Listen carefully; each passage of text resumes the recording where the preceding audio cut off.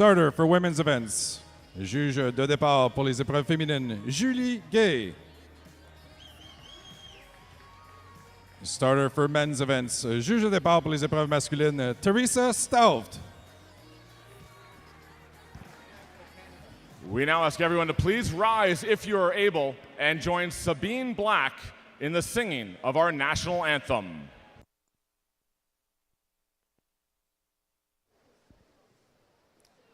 Oh, Canada, our home and native land, true patriot love in all of us command. With glowing hearts we see thee rise, the true north strong and free. From far and wide, oh Canada, we stand on guard for thee. God keep our land glorious and free. Oh Canada, we stand on guard for thee. Oh, Canada, we stand on guard for thee. Sabine Black with our anthem here this evening. All right, folks, let's count it down with the board. We got a countdown clock going up on the scoreboard. 7, 6, 5, 4, 3.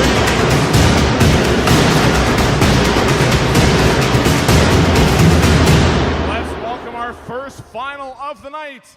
Here comes the finalists in the women's 50 backstroke. Accueillons nos finalistes du 50 mètres d'eau. Dans le couloir 8, les Dauphins de Rimouski, Emma Ducharme. In lane 7 from Island Swimming in the High Performance Center of Vancouver, Bridget Burton. In lane 6 from UBC Thunderbirds, Eloise Allen. In lane 5 from the Cascade Swim Club and High Performance Center Vancouver, Ingrid Wilm. In lane 4 from Toronto Swim Club, Kylie Moss. In 3 from Brock Niagara Aquatics, Madison Krieger. In lane 2 from Etobicoke Swim Club, Delia Lloyd. And in 1 from Calgary Swimming, Sienna Rogers. First race of the night, it is the 50-meter backstroke for the women. And it's going to be a very exciting one. Of course, we have the Canadian record holder in this event. Previously, the world champion in this event, Kylie Moss. She will have lane number 4. Looked phenomenal this morning. She broke that Canadian record time only about a month ago, so something we're keeping an eye out for. 27:13. But the story here, I think, more is on Ingrid Wilm. A situation very different for her now after missing the team in the 100. There's more eggs now in this basket, is what I would like to say. And I definitely think this is one of those moments where it's going to test her, but it's going to bring out the best in her. She's, of course, reached the international podium as well in this event, so one of her strong suits here. But a test for Wilm in 5 should be a battle between those two ladies.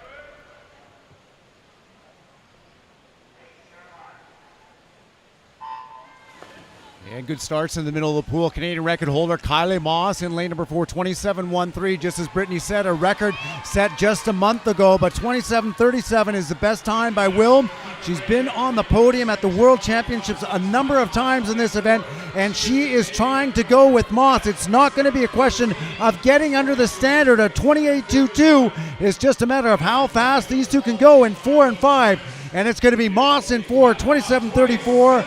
And a solid swim by Ingrid Wilm, 27:58 in lane number 5. And your junior, Madison Krieger, she comes in for the bronze in lane number 3. Really solid swim there for those two, Team Canada, but they're two that we're going to continue to follow over some time, especially now that this event is added to the LA 2028 program. But as you said, Jason, two very comfortably under the standard, which means those two, Kylie Moss and Ingrid Wilm, will be representing Canada in this event in Singapore. Well, a very nice comeback for Ingrid Wilm after having missed the team last night, finishing third behind Taylor Ruck. She had a great swim in that 100-meter backstroke. It was great swimming out of the 50-meter backstroke tonight by Moss, Wilm, and Krager. It's always a nice relief when the results are official, because you can hear the crowd noise, of course, as Chris announces it as well. It is results official, those two going to World Championships in this event. And I really do think we're going to watch these stroke 50s get elevated over time, Jason. Now that they are Olympic events, they have been competed at the World Championships before. We mentioned that Kylie is a previous champion, and Ingrid Wilm has also reached the podium in this. But it's a whole different level when you can now focus on this when it comes to the LA 2028 games. And this is the beginning of a new, fresh quad. And for Kylie, you know, I think it's you know, she's a friend of mine, so I'm not scared to admit, but I do think she was considering, do I want to go 4 more after the last Olympics? And with this addition of the stroke 50s, it's a whole different conversation, but we'll hear from her now with Chris. Your second win here at the Canadian Swimming Trials, a 27:34, faster than this morning, just a little bit off your Canadian record, but got to be happy with where you're at right now with that 50 back. Definitely. 50 goes by so fast, and there's every little thing counts. So getting it to be a perfect race is really, really hard, but I'm aiming towards that. And having Ingrid go under the standard as well in that 50, I know she was disappointed probably with her 100, but to have her on the team again, you guys have raced so much internationally together, must be something special. So special. Like you said, we've raced together for a number of years now, and she's continued to push me and to push backstroke in Canada, and I'm so thrilled for her to get on the team. So we're only on day 2 here, but the crowds in Victoria have been fantastic, and we know it's going to keep up for the rest of the week. What does that mean to you when you're competing, to have a full building cheering you on? It means everything. It really brings the atmosphere and the environment up, brings the energy, and we really feel the energy as swimmers, so keep cheering loud, and thank you for coming. Kylie Moss, ladies and gentlemen, your champion of the 50 back.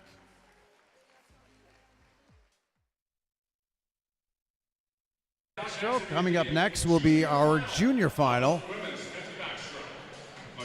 Chris is working overtime, going from one length of the pool to the other.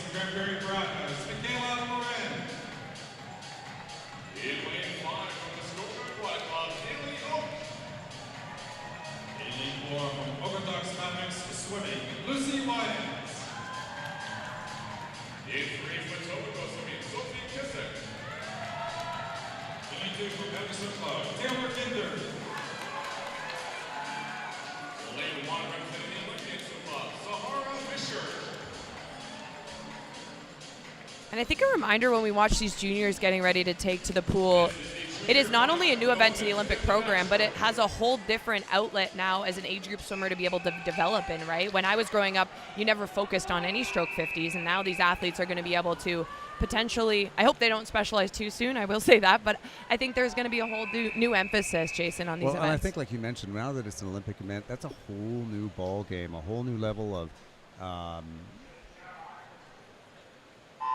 sorry, just waiting on that start there, but just really a whole new level of exposure with these stroke 50s, and I believe you're absolutely right. It's going to keep some of these swimmers in the game longer.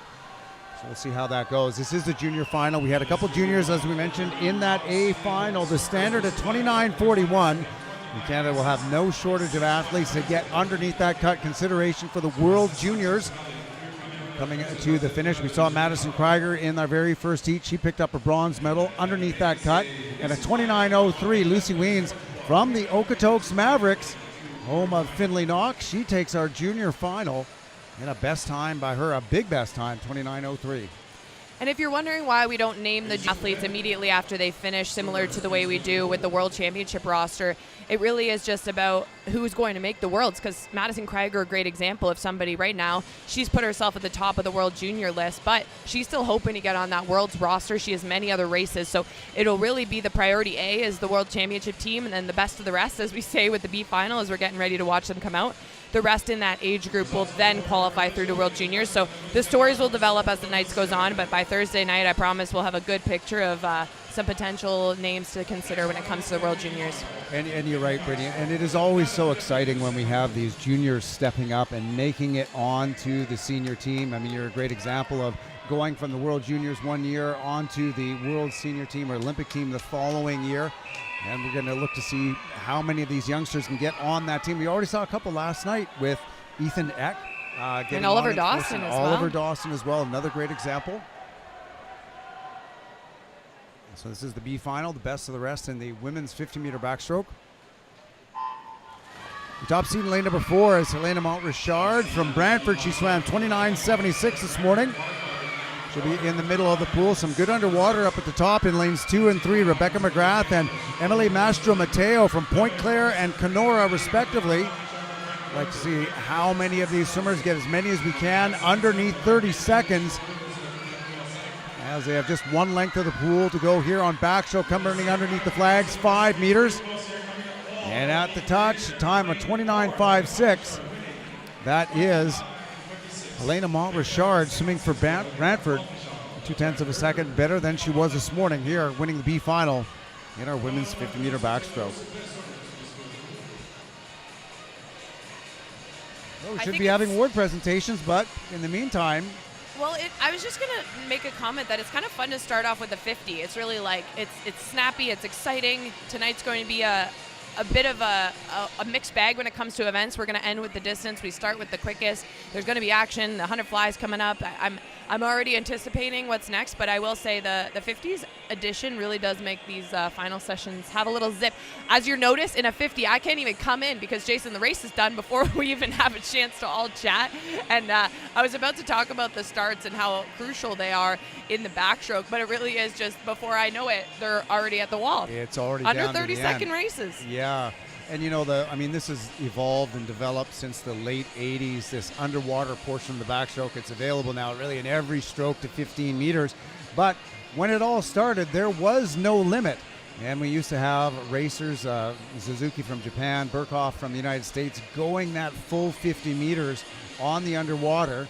And then it was brought back, clawed it back to 25, and now 15 that everybody races in now. So something that took a number of years to get where it is, and you certainly cannot be at the top of the world without underwater game. No, absolutely not. And yeah, it's a good opportunity to kind of mention the flags are always within 5 meters, although in the view you're looking at right now, the flags are down for the awards presentations, but typically the flags are the 5 meters to go. In backstroke, that is crucial because you'll know exactly how many strokes you need to take in order to turn. It's not rocket science, but you are on your back, so you don't know where the wall is, but that's what the flags are for. So everybody coming in knows exactly the timing into the wall, especially at this level. It's something you really develop into, and as your stroke gains power, you might have to adjust it a little bit, but it's one of the intricacies of backstroke, as is the backstroke wedge, which we got to see last night, and we'll continue to see in the next 350s. But first, the medalists in the women's 50 backstroke, headlined by Kylie Moss, the Canadian record holder in this event, 2022 world champion in this event. And Ingrid Willem gets herself on the team, so a really happy turnaround for her after a little bit of disappointment yesterday. No, and I think it's great. You see the junior getting up there, and her bronze medal, that's Krieger. Great swim by her, and probably something very satisfying for Willem. The bounce back from last night's obvious disappointment in not being in the top 2, going under that standard, but being on the outside. But no question here with that silver medal performance down at 27.56.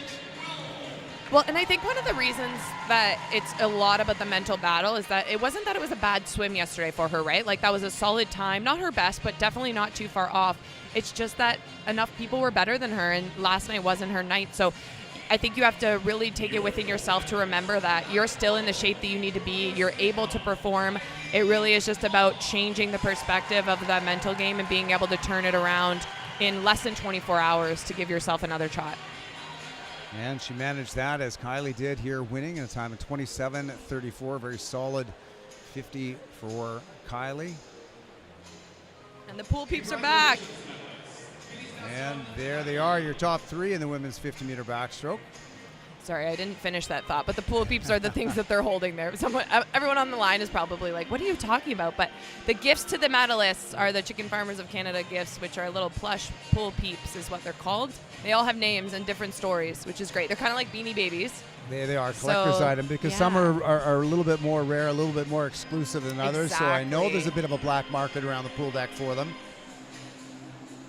That's amazing. I hope some of the young kids in the stands, too, get tossed one every once in a while. Those are the moments that mean the most, and you remember down the road.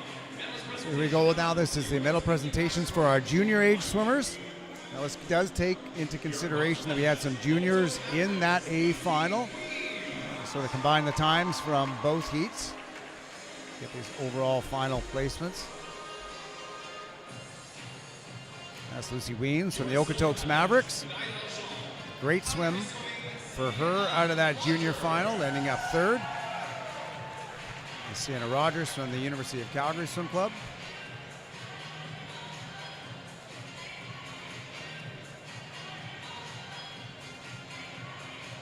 And then fresh off the podium from our A, or our open final,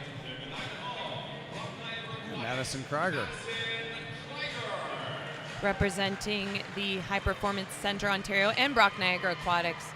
I was actually lucky enough to be on the flight in with her parents, and they were just so proud of her, but they also were sharing with me that some of the sacrifices of her going to this high performance center as a high school athlete, and being able to really take a chance on what her future potential is. So it was very inspiring to hear how they're adjusting as a family, and she's going back and forth as much as possible and focusing on finishing high school as well. And so it was great to connect with them, and a special shout out to the future she has ahead. If I haven't teed it up enough, I'm very excited for her too in her backstroke, but I won't get too ahead of myself. Lots of exciting stories with the personalities in the pool. Here we go, the men's open final.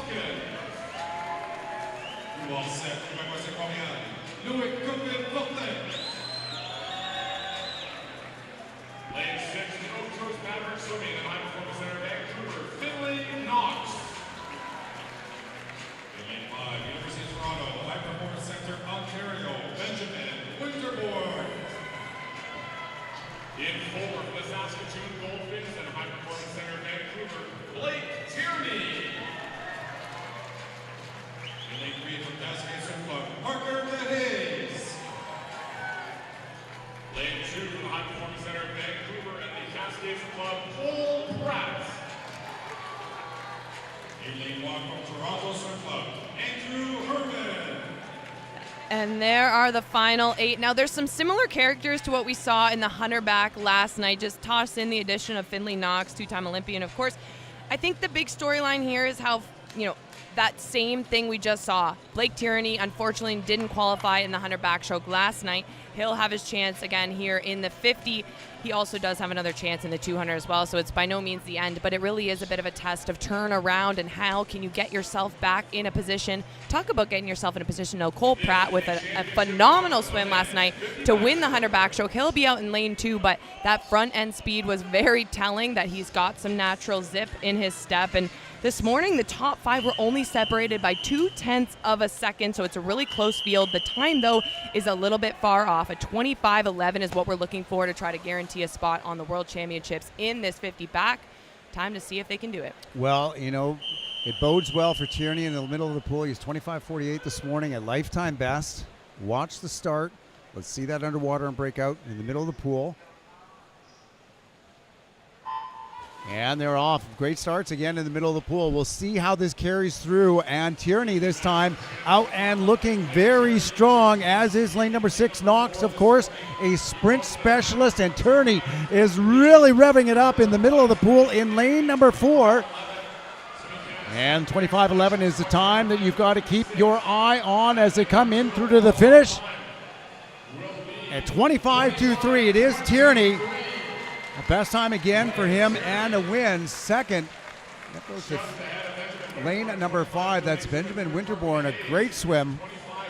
I love how they all have to come back. If you're wondering why they're all moving back, it's where the board is located to where they touch the wall, so they can't see what the time they just went is, which is a little funny when you see it like that. They're all moving back. Blake, a personal best time, like you said, unfortunately not quite at the standard he needs to be, but likely that might be a consideration factor when they're putting to representatives in that event, and he qualifies in another event. He might be able to swim that at Worlds, so definitely more to come. We'll see what he has to say in his post-race interview, but a really great bounce back for him to win this event in a very close field, in a very fast field, and also go a lifetime best in the process. Well, and you see the third place finisher, Parker DeHaze. He was bronze in the 100 as well. He just missed the national age group mark by 3/100ths of a second. It was the best time, 25:41.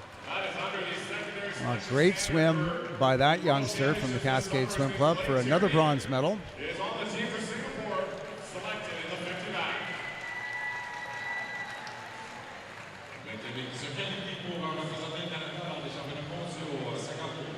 Well, we did just hear from Chris that he thinks that Tierney was fast enough to go onto the team. It's under the B selection standard, but that will have to wait on throughout the end of the weekend. Here's Blake now.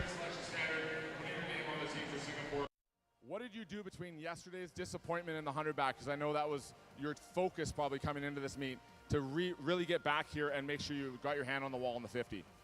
Yeah, yesterday was pretty tough. Today I kind of just tried to be present, not focus on the past, not focus on the future. Just try to stay in the present. And yeah, not as fast as I want it to be, but yeah, first place, so yeah.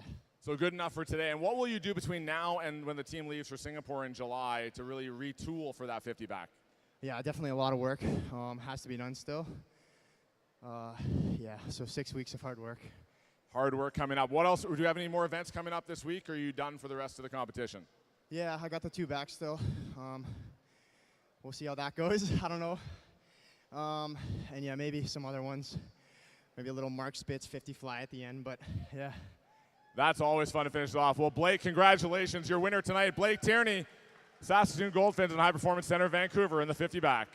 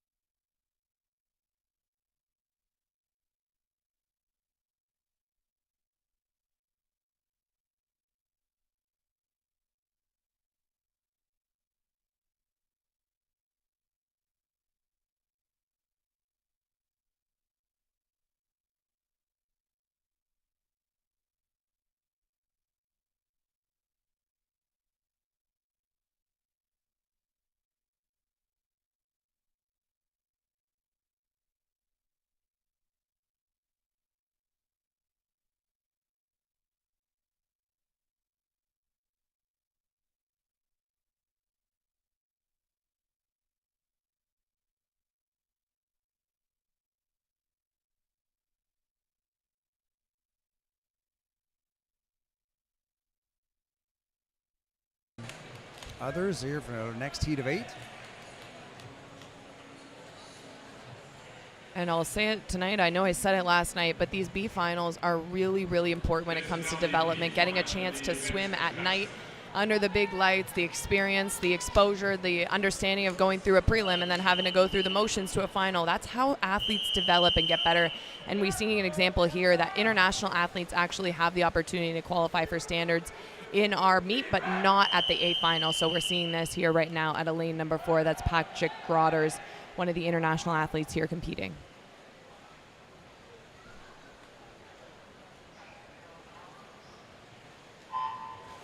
And as we mentioned, lane number 4 is a top qualifier, Patrick Grotters from Giants Aquatics in Aruba. He did swim at 25:87 this morning, so it would have been fast enough were he Canadian to be in that A final, but he's looking pretty good and strong in lane number 4, pulling along with the mechanic Braucho from the UBC Thunderbirds in lane number 3 as they come to the finish. 5 meters left to go, and it looks like it's going to be Grotters in 4. 25:79. That is an 8/100th of a second improvement from his time this morning. And he takes our B final. Other than that, like you said, a really solid swim. Improvement off the morning. Results look to be official, 25:79. Our top Canadian in that heat was mechanic Braucho for UBC Thunderbirds, 26:34. So a good improvement by Braucho, half a second faster than he was this morning. And as you said, mentioned, Brittany, that is an awful lot when you're talking about 5 or 6 tenths over 50 meters. So a good raising of the game from prelims to finals. Can we talk about competitor there, Ethan Fast? Imagine your last name, just because there's a little flag mishap, so I might as well keep chatting. Imagine your last name was Fast. Like, do you have to be an athlete in that case? A racer, at least? I think you're setting some pretty high expectations regardless of what you do. But thankfully, we don't need the flags for our next few races here in the 100-meter butterfly. We're going to be okay while they... And at least they didn't come down in the middle of a race. That's key. Yes, they worked to correct that in the background. So, well, it doesn't look like we need them for the rest of the night. Get our time for the podium here. Men's 50 backstroke. Celebrate our medalists on the senior side and also the junior medalists here tonight. Yeah, and again, he managed to do it just as he did last night. Young Parker DeHaze picked up a bronze medal in the senior category and won the junior. He's doing the same thing here again tonight, so very solid swimming from the youngster. He's having a great meet. He still has the 200-meter backstroke left to come. Yeah, and if tonight's the first night you're watching, there is a reason we have the junior final, but the top 3 are not necessarily coming from the junior final, so anybody is eligible within that age group, and some of them are competing in the A final. So we're learning, as you are learning, who our top 3 finalists are, because it's being calculated after the race. Right now they're just getting set in their little ready room of sorts before the podium. Gathering all of our medalists. Looks like we're ready to go.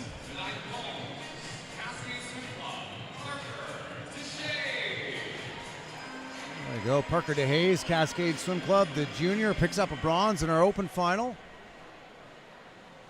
He's hiding. Got to be here someplace. You could see his hair from anywhere. A really solid swim there for Benjamin Winterborn to take the silver medal. It was a close finish. That would have been, of course, one of his first national teams, but as a University of Toronto swimmer, might be potential for the FISU Games team, so we'll keep an eye. Of course, this is one of the qualification events for the FISU Games, but it's also the qualification event for 3 other meets. So we have the World Aquatics Championships, which we're talking the most about, the World Para-Swimming Championships as well, the World Juniors, and then the FISU Games, which is the Summer University ad. So throughout the weekend, they'll all try to put themselves in a contention to be able to qualify for those meets. There you have our champion here, who's likely going to Singapore this summer to swim this event at the World Championships. And a great swim by all 3 of those men on the podium. Some big drops. DeHaze coming down from a 5'9" to a 5'4". You know, we had Winterburn from 5'8" down to 5'3", and Tierney, who won in 5'2". That's almost a 4/10 of a second drop for him. So good race for all 3 of those men on the podium in the men's 50-meter backstroke. Although I think the gold medal in hairstyles there might be going to Mr. DeHaze from the Cascade Swim Club. we can find him and spot him from wherever he is in this building, and that is something I am grateful for, especially when he's not at the podium. We got to just, somebody put an all call through the building, find the guy with the blue and green hair. We are now with your top 3 in the junior category.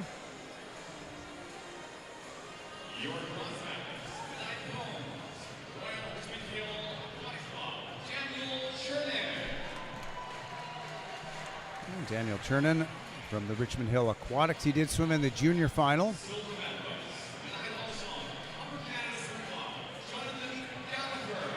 And Jonathan Gallagher also in our junior final. It was only DeHaze, who was of junior age, who swam in our A final, and he was the bronze medalist in the open category.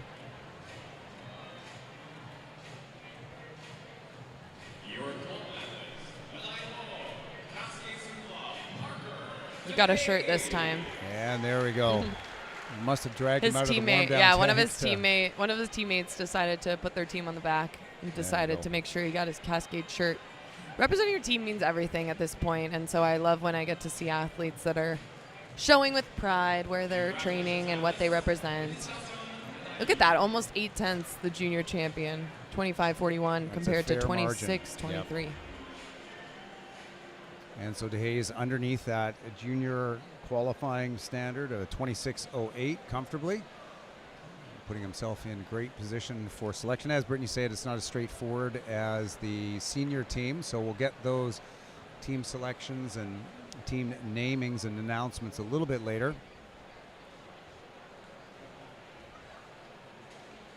It did look like we got a... Hi, Grandma. Hi, sweetie. I was just thinking about you. Well, guess who I just ran into? Who? Ryan Reyes. I remember that boy. You were real sweet on him. Grandma, no one says that anymore. Well, what would you say? I don't know, I'm low-key obsessed. Like he's a hunk? More like a snack. Like you're hungry? More like thirsty. Sounds like he's the bee's knees.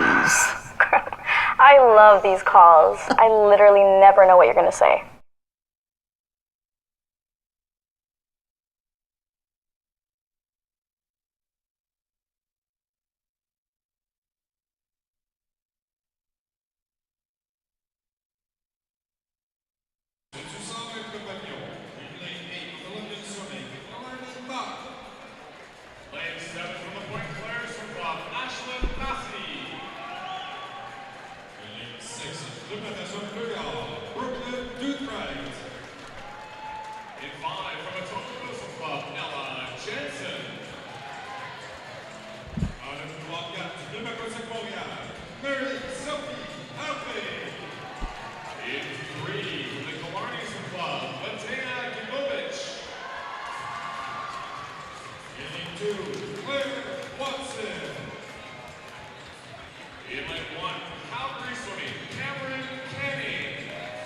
And there you have our finalists in the women's 100 butterfly. I think the most interesting story for me here is over the last 5 years, the 3 people that represented Team Canada in this event are all retired. That's Maggie McNeil, Kat Savard, and Rebecca Smith.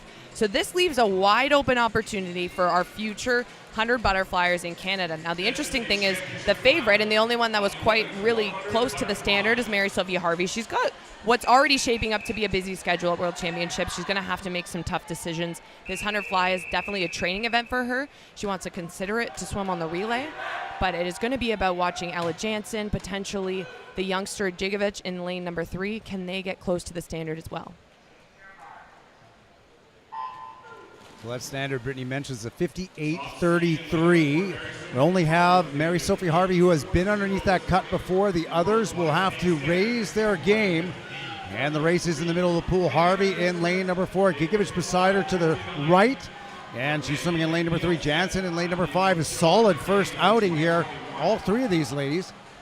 And I wrote down on my notes, okay, Ella, with a fire emoji when I watched her this morning because her butterfly is looking really strong, though. Gigovic, not too surprising. She was the fastest to the first wall this morning, but it's going to be about can she close on this second 50? Well, it's going to be, as you said, can Gigovic hold 27.3 as a very first 50. It's a little bit better than she was this morning.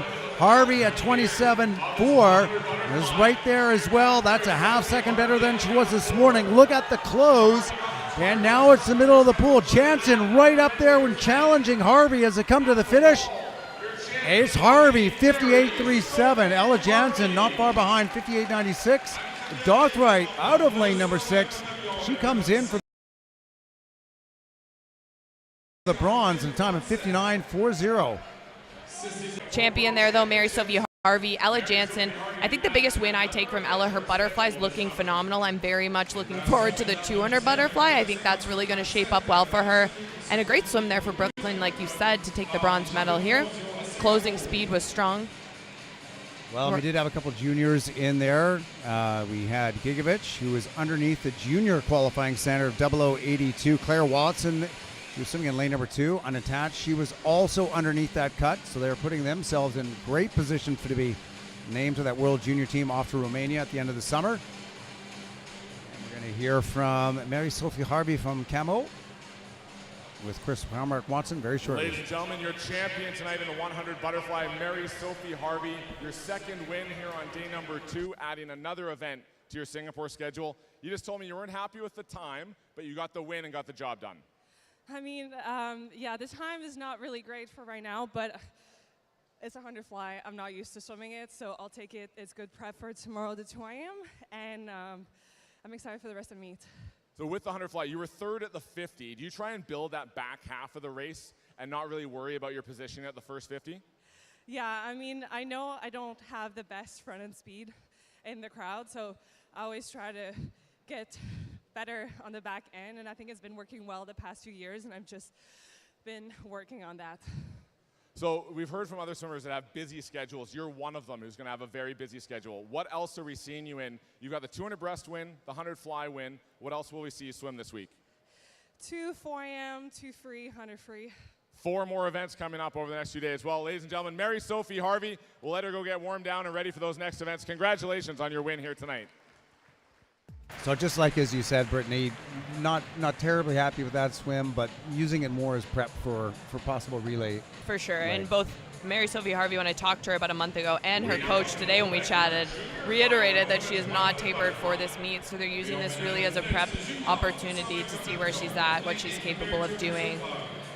But it does make sense that she's not necessarily thrilled with the time, but I think that's always kind of a great stepping stone for athletes to just test themselves in different things, to switch things up too. I feel like it's exhausting when you're only swimming the same events over and over again, and then it almost gets the best of you in the mental side. So I think this is nothing but great for her, the way the lineup worked out. That was the way her program starts, but we're going to get to see the bread and butter of Mary Sophie Harvey over the next couple days.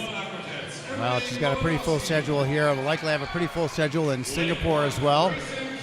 Talking about a full schedule, off of the podium, Sienna Rogers, and right back into it. She's coming up from the 50-meter backstroke podium and now into the junior final again for the 100-meter butterfly. She's swimming in lane 7. Back-to-back racing from the youngster from the University of Calgary Swim Club.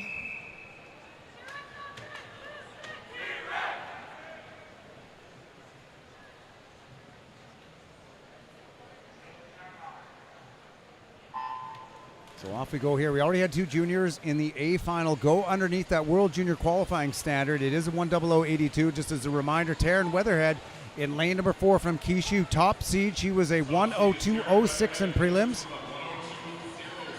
You can see the 100 fly is a lot about tempo, but it is really too about getting the right amount of oxygen in the first 50. A lot of them are trying to breathe every 2 or 3 strokes. You don't want to start to lock up, so you want to get enough air, but it's not about over breathing every stroke because your head gets a bit too high, and that takes away from the momentum of each stroke. Well, Rowan Bifford in lane number 5, she is out in front. She won a best time this morning, 102.09. Coming down from 102.0, swims to the Alberta Marlins out of Medicine Hat. And she's doing a great job trying to hold on to this lead. And the field starting to close on her. Lane number 6, Maxine Clark from University of Calgary, 102.29 this morning. And it looks like Clark has got the lead as they come to the finish. It is Maxine Clark, 100.68, underneath that qualifying standard. So a great swim for her, best time, a big best time. University of Calgary's Maxine Clark winning that junior final out of lane number 6. And she did not breathe at all in that final 5 meters, and I really do think that's a differential factor when it comes to these hundredths of a second.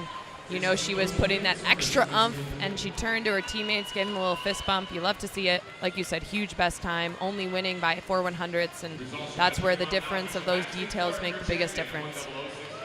Well, solid swim by Weatherhead, also underneath that standard. They've got 4 of them now to contend with the butterfly selection in the World Juniors.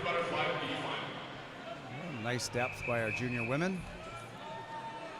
As we go now with our final in the butterfly for the women. This is your B best of the rest.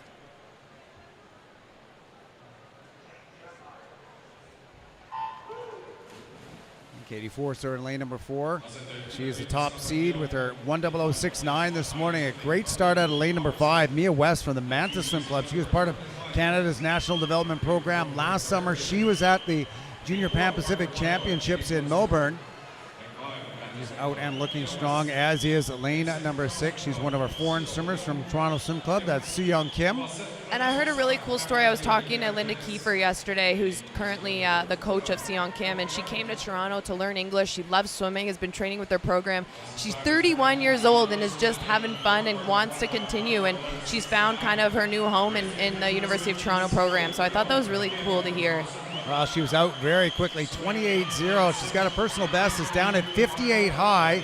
She was a 101 this morning, but she's really taking it to the field here. A full body length ahead in the B final. It's going to be Soo-Young Kim in lane number 6. Oh, nice drop under the minute mark, 59.30, just about a half second over her lifetime best. A really good swim out of heat number 3 of the butterfly. Soo-Young Kim representing the University of Toronto.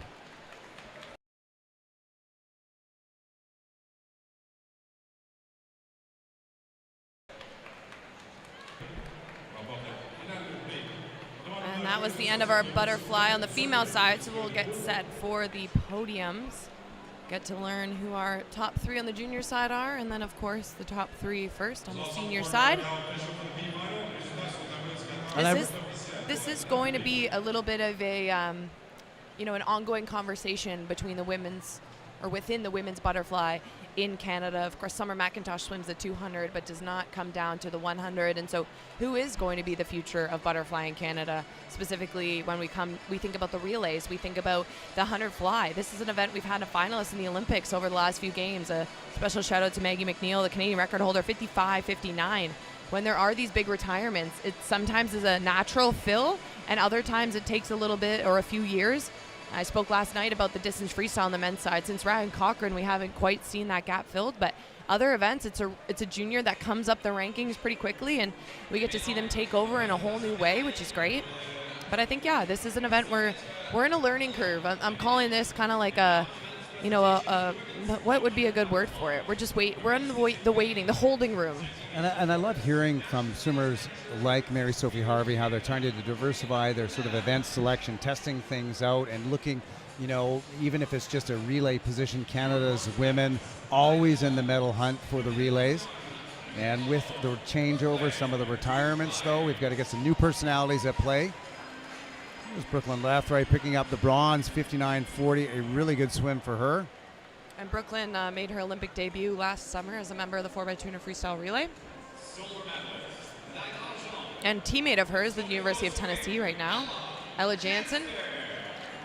And Jansen seems to have, timed it very, very well. She's having a good meet so far through only 2 days. Made the team last night in that 400-meter freestyle right on her lifetime best. On the podium now in the 100 butterfly. It's not a common double, the 400 free to the 100 fly, but a very versatile swimmer, as is this one, Mary Sophie Harvey. When you talk about versatility, you talk about Mary Sophie. She really is an athlete that, as time goes on, she's only improving as she's figuring things out and figuring what works for her, working with her coaches on what's the best strategy and how to approach each meet, and she's using this as another opportunity to race different events. And like we said, one of her bread and butter events tomorrow is the 200 meter IM. So we'll get excited about that. But for now, she's the 100 fly champion here at these trials, 58.37. So a solid swim by Harvey, and it's very encouraging to hear from you and from her coach that she hasn't fully rested or sort of committed to peaking at this meet, because she's putting down some incredible times for this time of the year, unrested. But this is kind of one of the beauties of Mary Sophie Harvey that's always been, she doesn't necessarily need a full taper. It gets me excited about when she can get a full taper, but she's a racer. She loves getting in and racing as much as possible. So I think that's a smart decision for her and her coaches to be able to focus on peaking at World Championships. She used to be one of those fringe swimmers that would go to a Worlds, but then maybe be a relay swimmer, or go to a Worlds and maybe make one semifinal. Now she's going to Worlds with the potential to get on a podium. And so that's a whole different conversation, and they have to be really strategic about this. And so it's great to know that there's still something left in the tank there for Mary Sophie. There we go with our medals in our junior age category. Maxine Clark from the University of Calgary Swim Club underneath that qualifying standard. And Claire Watson, she swam in the A final. Had a great swim for her.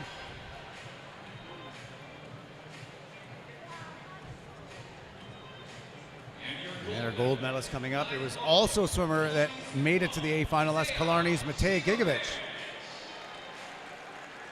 And you said one of the next bright stars for the future of the women's team. This might be the next name we're talking about when it comes to that 100 butterfly.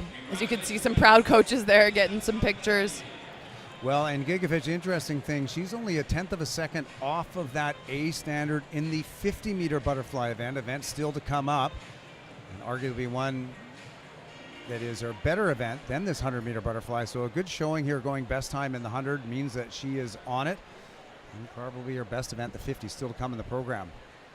And there's no true favorite in that race either. So there's definitely an opportunity there for you her go. to What do you think, Rover?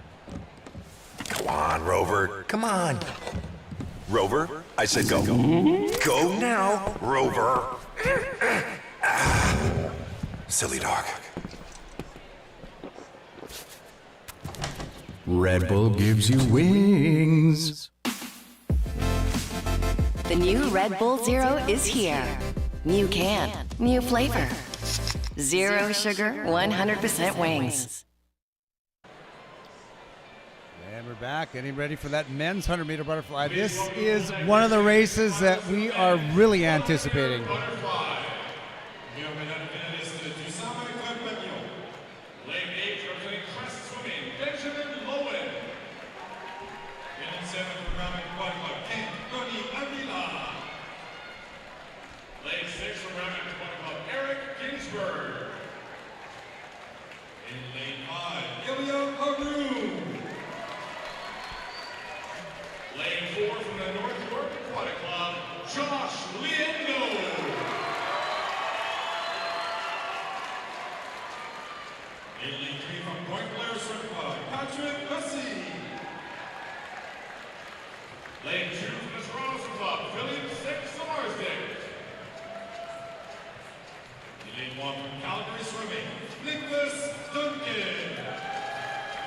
Well, it is an exciting time to be a swim fan in Canada for multiple reasons, but one of them is this race right here. There are two of the best, if not the best, 100 butterflyers in the world right now, and they're in lane 4 and lane 5.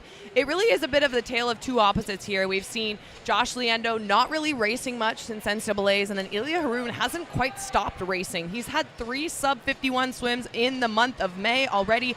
Both of them are well under the A cut in this event. They're the silver medalist and bronze medalist, respectively, in the Olympic final. They will have lane 4 and lane 5. This is going to be a close race, and there is a lot up for grabs when it comes to bragging rights here within the best 100 butterflyer in Canada. But we've got the best of the best. Canadian record stands for Josh Liendo, 49.99, his silver medal performance from the Paris Olympic Games.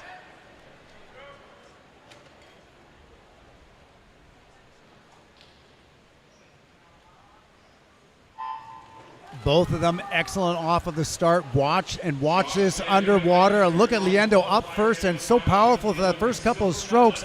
He has the front end speed traditionally, but it is Haroun who has really been working. We saw him go under 23 seconds earlier this year already, Brittany. Yeah, Ilya's had such great speed from the NCAA season, also translated to long course, and you'll see he's caught the touch only by a few 100ths of a second here at the 50. Get on your feet. Well, they had 5/10 of a second, 7/10 of a second better than they were this morning, and it was Liendo who brought the race home. Haroun coming from that 200-meter butterfly background, now pulling up. He's even with Josh Liendo as they come to the finish.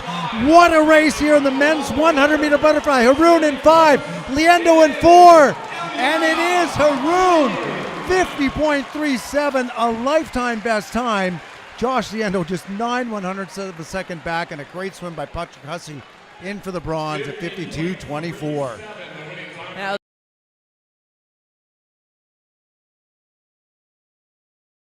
those two are going to continue to challenge you. And I'm not just saying that from the landscape of Canadian swimming. I'm saying that from the landscape of the world swimming. It is like I said, two of the best. You get that close up. I don't know if anyone noticed. Josh Liendo has a full beard right now. And I did ask him when I interviewed him about a month ago if he was going to shave down for this meet.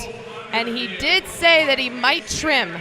And I think with a full beard, I'm getting the idea that Josh Liendo not fully tapered. Not that it matters in this exact moment. Elia Haroon and Josh Liendo now named to the World Championship team to represent Canada this summer in the 100 butterfly at the Worlds. Now, I think, Jason, what gets me most pumped up is the fact that I don't think we've seen the best for either of these two when it comes to this event. No, and you know, even still, that is the second fastest time in the world. The second and fourth fastest times in the world in the men's 100-meter butterfly here at the Saanich Commonwealth pool. Second and third, because Elia was the second already. So yeah, absolutely they are right. the second and third fastest in the world. Elia Haroon, congratulations on the win tonight. 50.37, a best time. And that cracks you into the top 10 all-time performers, ranking 9th in the history of the event. Got to be happy with that tonight. Yeah, it's a really exciting event that I keep on learning every time I swim it. And, I mean, that's really exciting news. I didn't even know that, but, yeah. So a 50.37, anytime you get to come back here and race against someone like Josh, you guys shared the podium last summer in Paris. What does it mean to be heading to Singapore together in this event once again this summer? Oh, you know, it's exciting. I love Josh, you know. He's really inspiration when it comes to 100 fly because, I mean, he's cracked 50. And, you know, I can't wait. I hope we get to share the podium together in Singapore. Is that 50-second mark a target of yours? Only 5 men have ever been under it in history. Oh, for sure. I mean, I'm pretty sure anyone who's like really good at the 100 fly, that's always their goal. But yeah, I mean, I hope that I can definitely do it. Well, Elia Haroon, 9th fastest performer all time in the men's 100 butterfly, and your champion tonight. Please give a round of applause, Elia Haroon. Out of Haroon, and a great swim by Josh Liendo as well, down at 50.4. Incredible swimming here in the men's 100 butterfly. The best is yet to come, and those two are going to continue to push each other, which gets me so pumped up. I know Elia mentioned in his interview that Josh challenges him. I know Josh would say the same about Elia. There's the power and speed in Elia, and then he's got the endurance coming home, but that was a stroke-for-stroke battle. Less than a tenth of a second separating those two athletes, and as he said, they're both going to be challenging for the top of the podium this summer, and how privileged are we that they both happen to be representing Canada and we get to cheer them on home soil. Well, a couple of Europeans to contend with this summer, as well as the strong American swimmers. But our two Canadian men, Liendo and Haroon, rank very highly as we get to the junior final. They're going to be shooting for a standard of 53.73. We did not have, and this is probably the first time I can remember seeing it so far this weekend, we had no juniors in the A final. So anybody going to the team could potentially be coming out of this heat right here. Anton Semenuk in lane number 4 is the top qualifier at a 54.61. Again, that standard of 53.73 that the men will look to be under.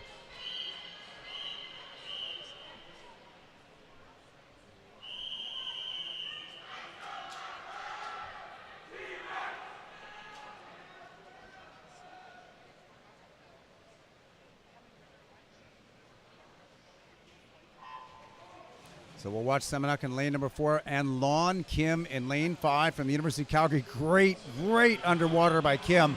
He's wearing the yellow cap in lane number 5. He's a 54.66, just 5/100ths of a second behind him, and he has a strong middle distance background around those 200s as well. Yeah, we used to chat about his name when it came to the 13-14 age group records. That's a really great example of someone that's developed in the program. 25.48 split time by Kim, so he's out better than he was this morning. Semenuk out strong at 25.60. Look at these top 4 swimmers. It's just 16/100ths of a second separating those middle lanes. And Kim looking very good with less than 25 meters to go. And Jordan Shaper out in lane 8 actually got this lane because he won a swim off earlier. So a win for him would be even touching ahead of 1 or 2 other athletes. Here we go, Lon Kim, just a couple strokes to the wall. 466 this morning, 428 tonight. Winning the junior final. Semina comes in second in lane number 4. Lucas Moore out of lane number 3, 55.5. Good swimming by these young men here in the middle of the pool.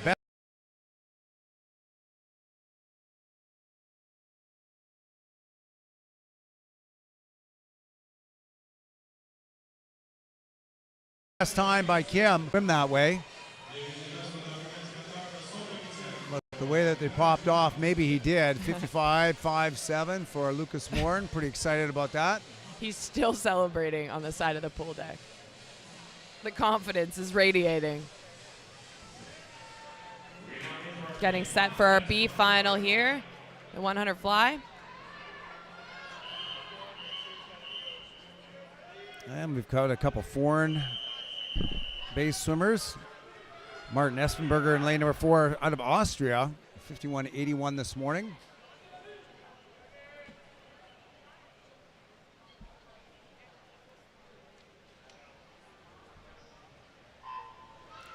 And this is a World Aquatics sanctioned event like all the Canadian trials are, Brittany. This is not unusual for us to see foreign swimmers, most likely U.S.-based foreign swimmers, coming up to Canada to try and make their own qualifying standard for the World Championship. Oh, well, and often there are situations where they go to the similar university programs as other athletes. For example, this athlete in lane number 4, Martin Espenberger, he represents the University of Tennessee. We have quite a lot of Canadians here representing the University of Tennessee. It helps. They're able to get some of their coaching staff here naturally. They're able to compete on a different level. It all kind of lines up. So it's a great opportunity when, for us, the U.S., of course, isn't very far away. They have an opportunity to race nice and close to home.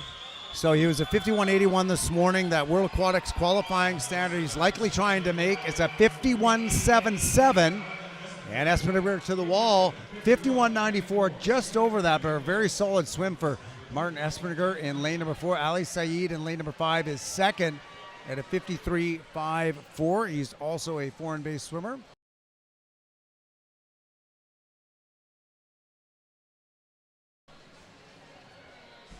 Your top 2 here in our B final. And I shouldn't say foreign-based for Saeed. He does swim here at Camo, Club Aquatique Montreal, but does not represent Canada internationally.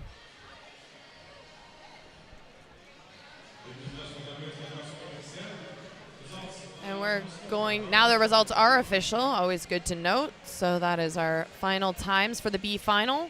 We get set for the medals on the men's side. We'll see the senior medals first and then our junior medals. And then we look ahead. We have some para distance, and then we see our long distance. So the men's 15 and the women's 8. But first we'll see the para 400 free as well as the para 200 freestyle. So although we've seen some quick swimming, we're going to change gears a little bit for the rest of the program. A gear I love to be in. Yes, and this is something you're very familiar with. And Brittany, what was it like when you saw Summer break your Canadian record? And it wasn't that long ago, really.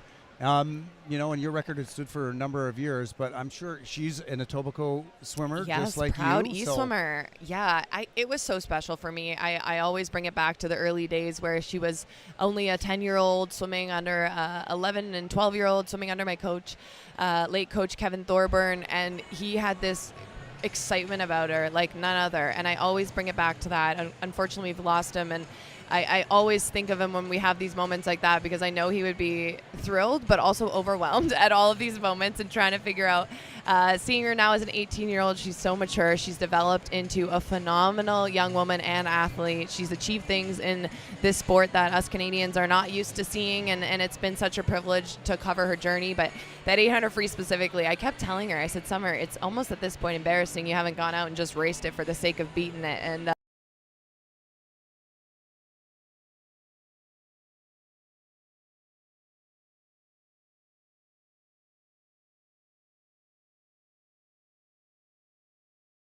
sure enough, she came out and she raced it and absolutely demolished her lineup. So I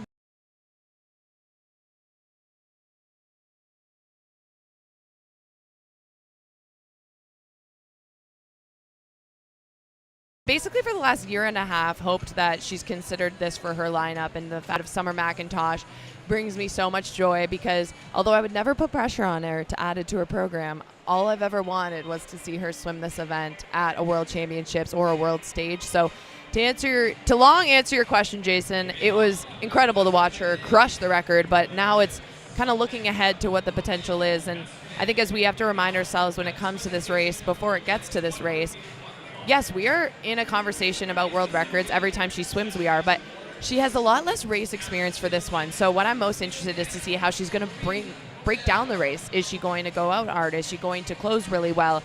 What's the strategy going to be? I know she's worked with her coach in France, Fred, on a lot of distance training, so I have no doubt that she has the back half, but I'm really excited to see how she's going to swim because we have nothing really to base ourselves off of. No, only what she's done most recently. And, you know, it's very interesting. She has chosen a particular time frame every February to go and race this 800, and then you don't see her do it again. No, not at all. No, but it's like she's teasing us. It's like. Now, just to shift gears here, let's talk about the relay and what this means to have two men, well, on the podium in Paris in the 100-meter butterfly, likely contending for the podium come Singapore, but it's in a way they've almost become a little bit interchangeable for that fly and that freestyle leg of our men's 4x100 medley relay. Yeah, the coaching staff are going to have a really difficult decision on this one, and it's a privileged position to be in. I think whoever does best in the individual event is automatically going to be the favorite for it, but a lot of it too is going to be if whoever gets decided to swim it in the prelims, if they rip out an unbelievable time that's never been seen before, then all of a sudden the conversation is going to have to be, well, do we swim them on the final as well? So it's a good position, a good problem to have, as we like to say, when we have multiple athletes that are both in the top of the world in their event, but going to be a challenging decision for sure. Well, a real unique position for Canada to be in with such high caliber men in the 100-meter butterfly, and Josh Liendo, he's actually getting presented for his Swimming Canada Male Swimmer of the Year award. And I just seeing out of the corner of my eye, Ramon Liendo might be the most excited swim parent of all time. He exudes excitement, confidence. He's jumping up and down throughout the entire session. So just a special shout out. When you've got the support of your parents in the stands, it makes that much of a difference. I have the privilege of sitting beside a proud swim dad as well, but everyone shows it in their own way. And Ramon likes to jump up and down and be the loudest on the pool deck. Doesn't matter if it's just Josh. Truly, every single heat as it walks out, I pan over to where he is standing in the stands right now, and he is screaming at the top of his lungs. He's very supportive of all of those Yes. those national teamers and those up-and-comers. And while he shows it in that way, I was speaking to Claudette a little bit earlier today. She is hopeful that Josh does get rid of that beard sooner rather than later. She's not loving it. Mom always says, has some words about facial hair on their sons. I feel like it's like a rite of passage. They've got to be disappointed in it in some way. But that is funny. I hadn't seen him that close yet, so I had to be like, whoa, double, because he told me, he said, I'm going to partially shave. And I said, I'm sorry, Josh, I'm going to have to ask you again. Does that mean I shave my legs but not my arms? Does that mean I'm going half of my face? Like, I needed more info.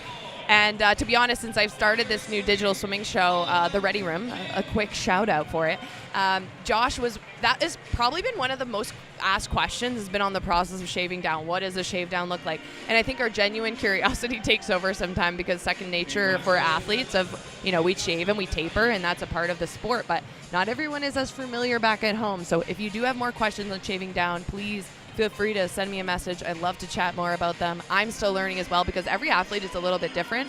I was very cautious about when I shaved down and only did it very much as minimally as possible. Other athletes have a very different strategy. Well, I think we're going to go to commercial right now before we get underway with the next race.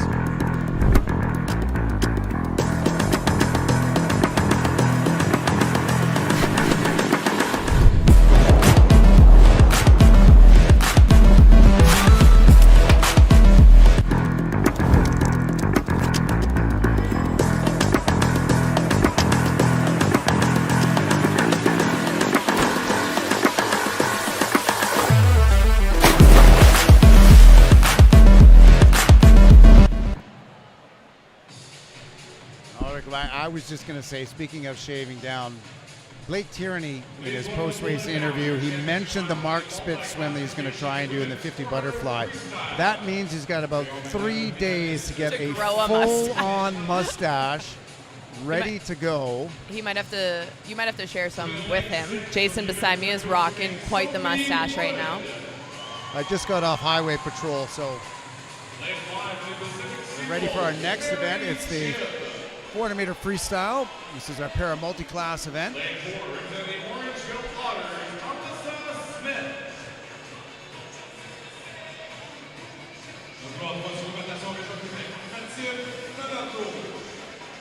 And it is a multi-class, as we've mentioned before. So, Brittany, we've got a few different classifications here for our women's race.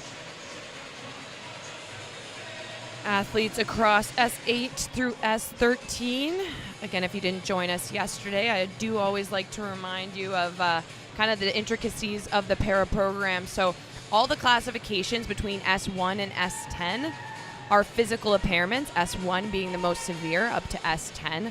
And then we have the visual impairments are represented by S11 through 13. S14 are intellectual impairments.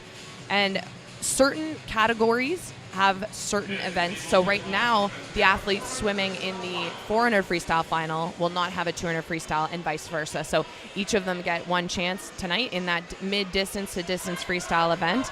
Tonight, I think I'm most excited about getting to watch Abby Tripp and Mary Jibb. Mary Jibb dropped 12 seconds from her entry time to earn the top seed here for the final tonight. She'll have lane number 5. One of the top seeds, excuse me.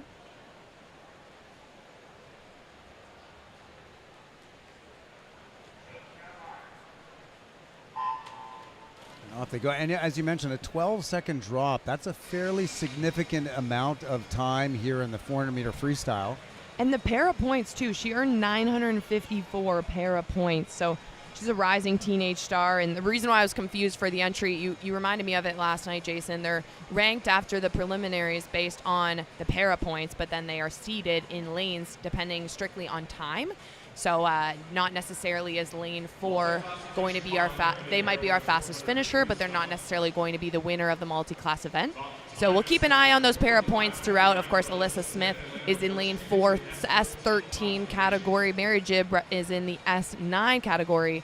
And they will all have para points calculated depending on their performances. But Mary Jibb is really one of those rising teenage stars on the Paralympic team. She went to the Paris Paralympics, but she's definitely specialized, still figuring out what events really that she's going to specialize in. So great to see her dropping 12 seconds in an event like the 400 free, maybe something she's going to consider for future selection. Well, coming here through to the first 100 meters, and it is Smith in lane number 4 out in front. She turns in a 107.80. Jibb not that far behind at 109.49. So she is lapping smooth and on pace to be down to where she was. They were both 4:55, 4:56 this morning. Alyssa Smith, she's our top seed, as Brittany mentioned, by time in a 4:55.59. But in the results that we saw this morning, just as Brittany mentioned, it was Jibb who was the top seed from her 900-point swim at 4:56.20. She's in a lower category, which makes sense. She's sitting in lane number 5 as we go through now the 150-meter mark. Smith still lapping nice, 35 mids. Jibb just up a little bit, 36.9 on that last 50. Third right now by time. That's lane number 3. That's Mathilde Falardeau. She's representing CNQ. And out in lane number 2, Abby Tripp. She's a 3-time Paralympian, competed over the last 3 Paralympics, S8 category, finalist in this event at the 2022 and 2023 World Championships. So this is one of her strongest events in her program. She's also the Canadian record holder in the event with a 5:16.25. And I always love when there's great stories of athletes that are getting involved in other causes, but she's actually a member of the Canadian Paralympic Committee Athletes Council, only swimmer on the Athlete Council right now. So that means that her voice is heard across all Paralympic sports within Canada. She has the opportunity to represent the greater team. She has the opportunity to kind of share what needs to be evolved in the sport landscape within Canada on the Paralympic side. And it's really great to see leaders in this space representing us in more ways than one and just going up and down the pool. Well, and these two leading the way in this 400-meter freestyle, putting on a great show of it here, lapping very nicely. 112s to 113s is their overall split time. And again, if they can hold that, they're going to go well underneath the times they did this morning.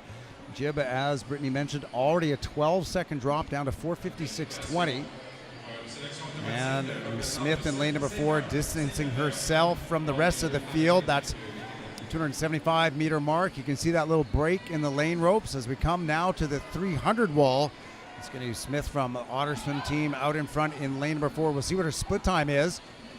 Still lapping down those 35 highs, 36 lows. For each 50, she turns there. 36.9 is the split, 332. So on pace to be underneath 450, somewhere in the 45, 446 range. 337 is the split time for Jib. She should also be looking to take off more time, so it's going to be a bigger than a 12-second drop on the day for Mary Jib in lane 5, the Pacific Seawolves. You can see she's bringing in her legs a little bit more. Whenever you see that white water behind them, that means they've picked up to a different gear. The final stretch of a long race, 50 to go here for our race leaders. Here we go, last wall for Smith in lane number 4. She's turning in 4:09, so she's going to be around 4:45. That'd be a 10-second drop from what she did this morning, so a good drop. Still looking strong. You can see that white water, as Brittany mentioned, on her feet. She's still got a little bit of energy left in those legs. That's a great sign. And a great kick coming out of lane number 5 as well. Mary Jib from the Pacific Seawolves. She was 4:56 this morning. She's going to be underneath that as well, as they've got less than 25 meters to go. Your race leaders here in the para multi-class women's 400-meter freestyle. And it's going to be Smith in lane number 4, first to the wall, 4:44.78. A great swim. Look at that, 952 points. Phenomenal race there. Still only 15 years old, so a bright future ahead for sure. And Mary Jib, 4:52.69, and this is something that we were talking about earlier. So she was almost 8 seconds back, but you can see her score. She scores higher at 969 points, and that's just because of her category. And into the wall third, it is Mathilde Farodo, time of 5:09.46 out of lane 3. Some good drops from this morning's swims.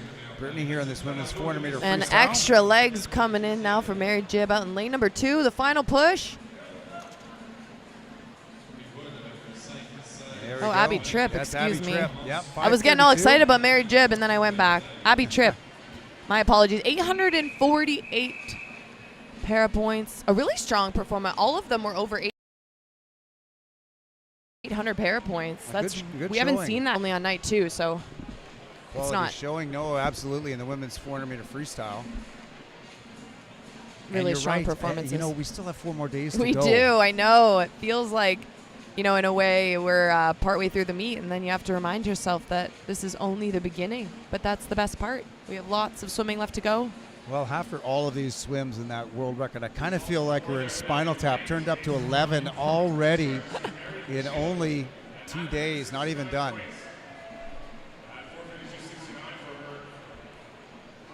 As mentioned, the highest para point scorer, Mary Jib, winning the multi-class event. We're going to hear from her now. Oh.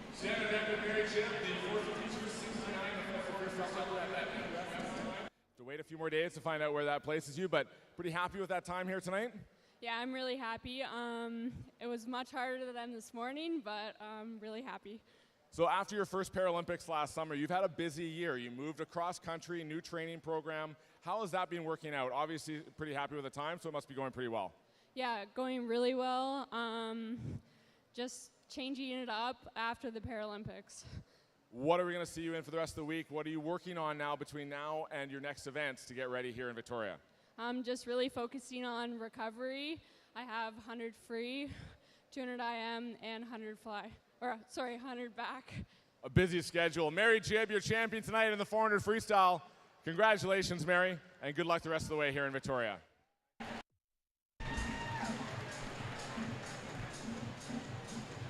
Good swimming out of the women. We'll have the men next. We now welcome the Bull Deck Championship final in multi-classification men's para 400 freestyle.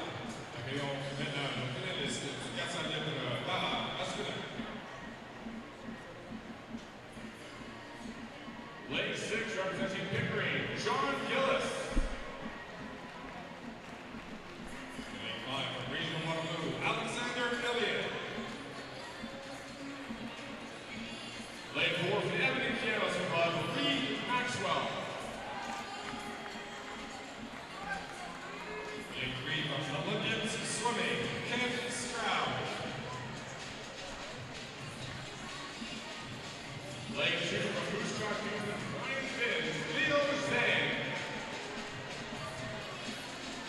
And there you have our finalists in the multi-class men's 400-meter freestyle event. And we spoke just now about Mary Gibb training program adjustments, and Alec Elliott actually just made a training program adjustment. He's now training at the region of Waterloo Swim Club. He's a 3-time Paralympian, and he'll be racing out of lane number 5. All eyes now on Reed Maxwell in the S8 category. He was a Paralympic silver medalist in this event. His Canadian record time is a 4:23.90, and the time we'll have to keep an eye out for to qualify, get that A cut, is a 4:32.25. Of course, those A cuts are based on the top 5 performances last summer at the Paralympic Games.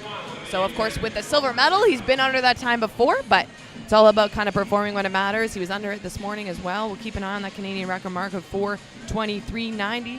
As mentioned, Reed Maxwell will have lane number 4. 2 Paralympians in this heat. Alec will have the lane beside him, lane 5.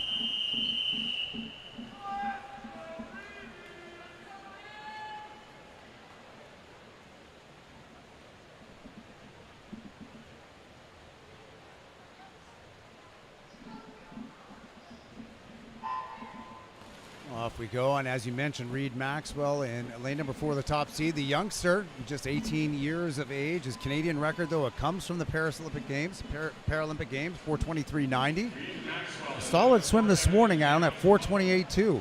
Yeah, we've seen a lot of our favorites, choose the morning as a bit of a relaxing control. Yesterday, Summer McIntosh, of course, was a 4:10 in the prelim and then drops down to a 3:54, 16-second differential.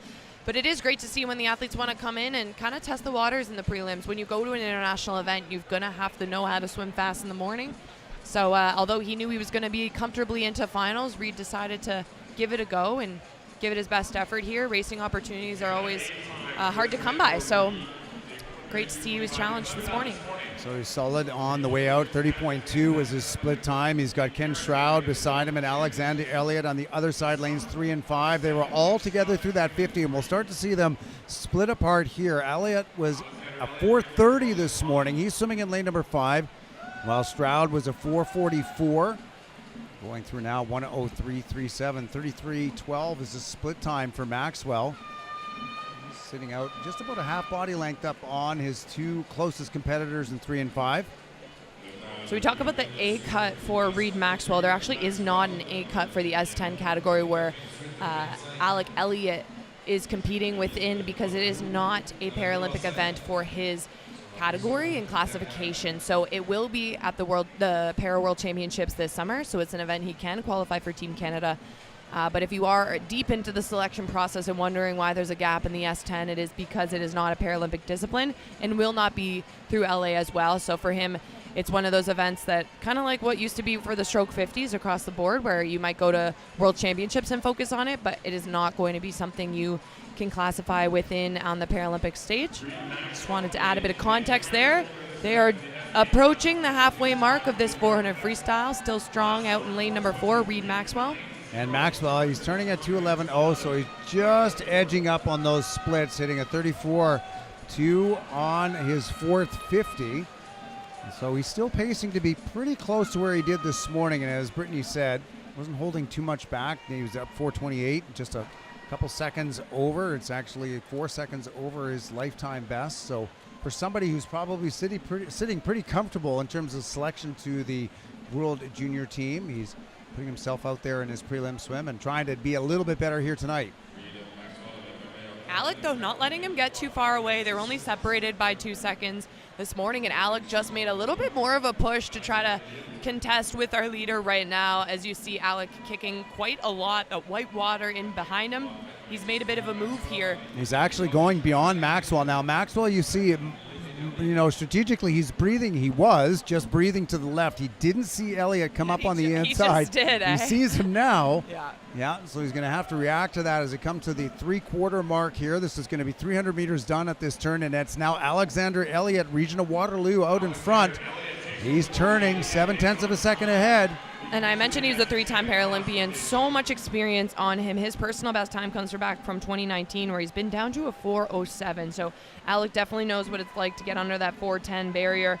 He's a 2022 World's Bronze medalist in this event for the S10 category, so he's known what it's like also to reach the podium internationally in this event. So 2 great leaders for this Canadian team, one veteran and one kind of rising newcomer. Well, and I think Elliott's push there actually helped spur on Maxwell. He dropped some good time on that 50 and the one before. Elliott's still lapping a little bit quicker, but this is going to help Maxwell's final time as well. They have just a little bit more over 25 meters to go, and Alexander Elliott really picking it up over the last 100 and looking very strong at the finish, Brittany. Lots of energy left in the legs by Elliott in 5. So smooth there for Alec Elliott. Let's keep an eye on the pair of points. This is going to be a really great swim for him. And so Alexander Elliott first to the wall here in lane number 5. 953 points, 421.42. And Maxwell, look at this, 426.66 and over 1,000 points. Great swim by Maxwell. And here will be lane number 3 in next. Ken Stroud scoring 865 points. So again, some good quality over here out of our top 3 men in this 400 free. Really strong times and really strong pair of point classifications there. As you can see, Reed Maxwell breaking that 1,000 pair of point barrier to get himself on the top of this John Gillis multi-class. Coming in next. 769 points, 501.59, so that's 5 seconds faster than he did this morning. That's a good drop by him.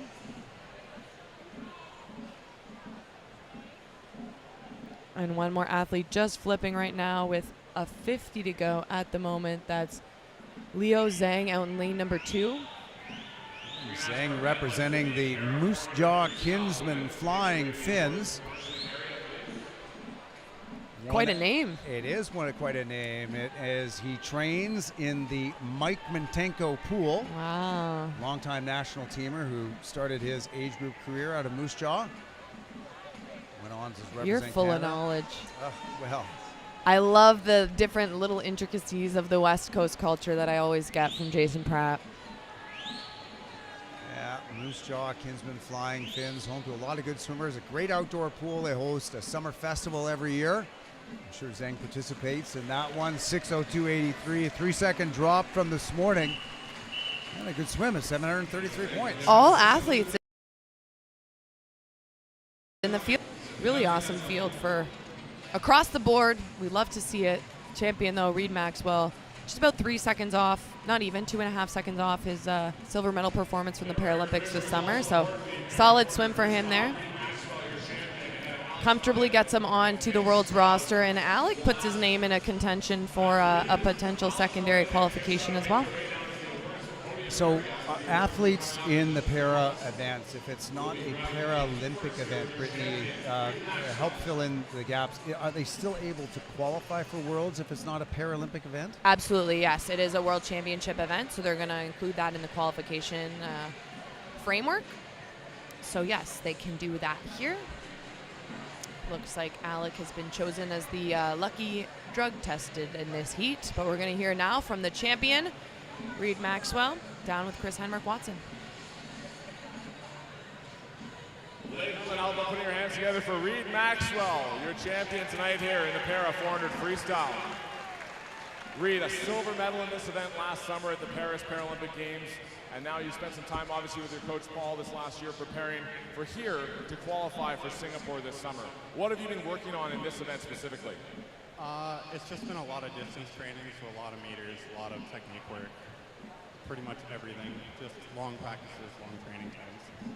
So the time's a few seconds off what you went in Paris last summer to set that Canadian record, but you've done the job. You've got your name on the team under that Canada A standard for Singapore this summer. What are you most looking forward to represent Canada again on the international stage? Same as for Paris. It's just an honor to be able to represent Canada and perform at my best in Singapore, I guess now. And it's just an honor to be able to represent Canada. Well, congratulations, Reed. Ladies and gentlemen, Reed Maxwell, champion tonight in the 400 freestyle.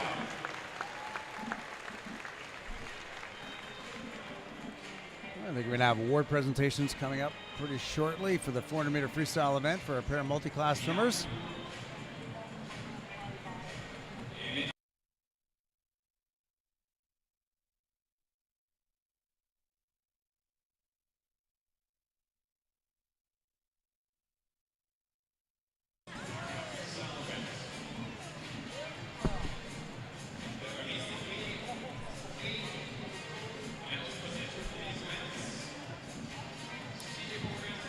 As mentioned, we're getting set for the podium of our multi-class 400 freestyle on the Paralympic program.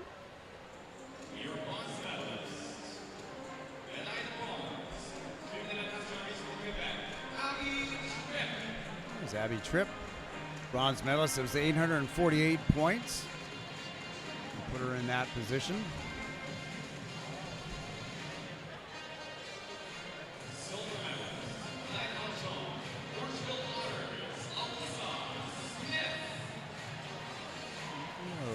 Alyssa Smith, she did have the fastest time out of the field, 4:44.78, scored her 952 points.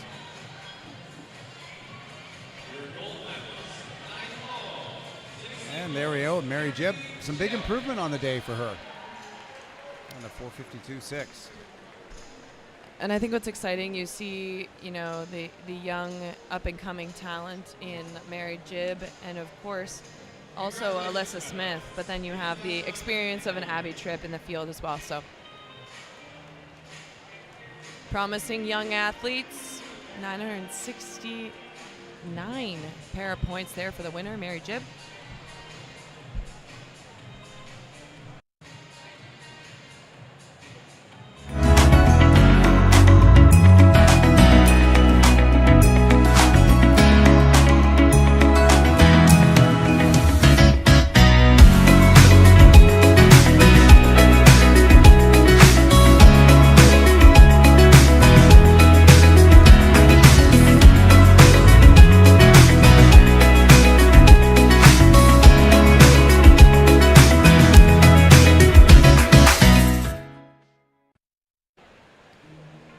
So it looks like we might have a minute before we corral all of our men here for the 400-meter freestyle awards. And Brittany, you mentioned earlier that we did have a Canadian record in the 200-meter freestyle this morning. And that race is coming up soon.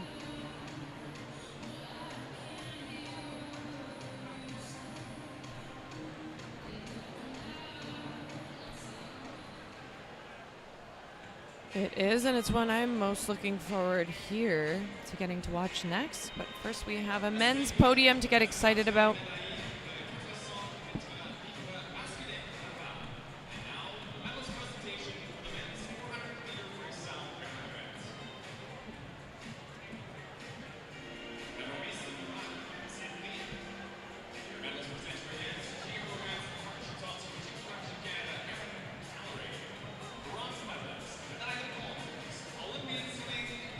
Looks like they've collected everybody. Insider knowledge for everybody on the stream. We are out of the corner of my eye. I can see Summer McIntosh just getting in for the warm-up in our cool-down pool off to the side.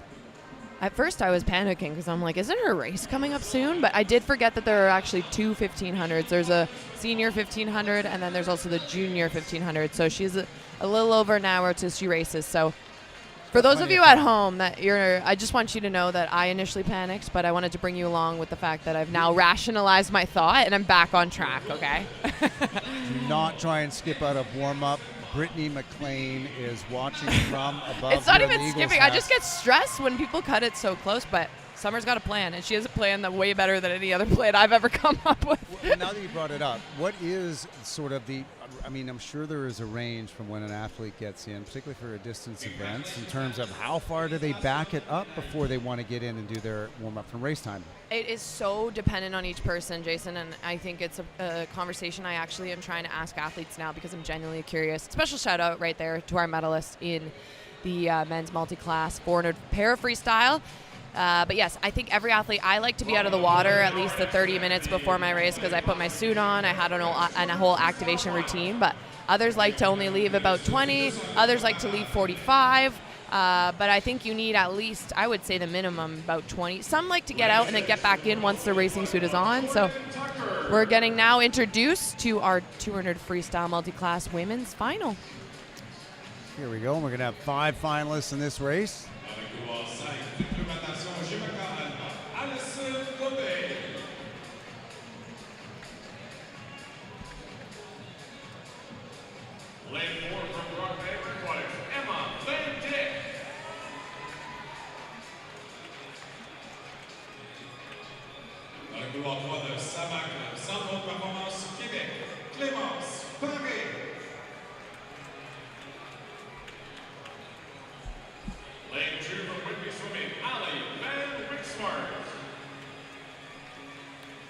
And there we have our finalists on the multi-class side for the women's 200 freestyle. 3 Paralympians in this field. They'll have lanes 2, 3, and 4. Ali Van Wyck Smart and Clements Pair will have 3. Emma Van Dyck will have lane number 4. But it was Jordan Tucker, the conversation for this morning. She had a Canadian record performance in the S4 category that time, 4:03.83. Jason, should we maybe keep an eye on the clock? Could she get under that 4-minute barrier? Well, absolutely. I mean, I think it's a good when you see these youngsters make these drops like this, and I wouldn't hold anything back for her. She's done 4:03, which is a good drop for her. And she's going to be pushed because she's in the outside lanes, and to the lanes beside her, we've got 3:34, 2:24, 3:57. So she'll have other people to pace off of, which is really important here in this race for her. She was a member of the 2023 Para-Pan Am Games team and the 2022 World Championship team. It's lane number 6, Jordan Tucker.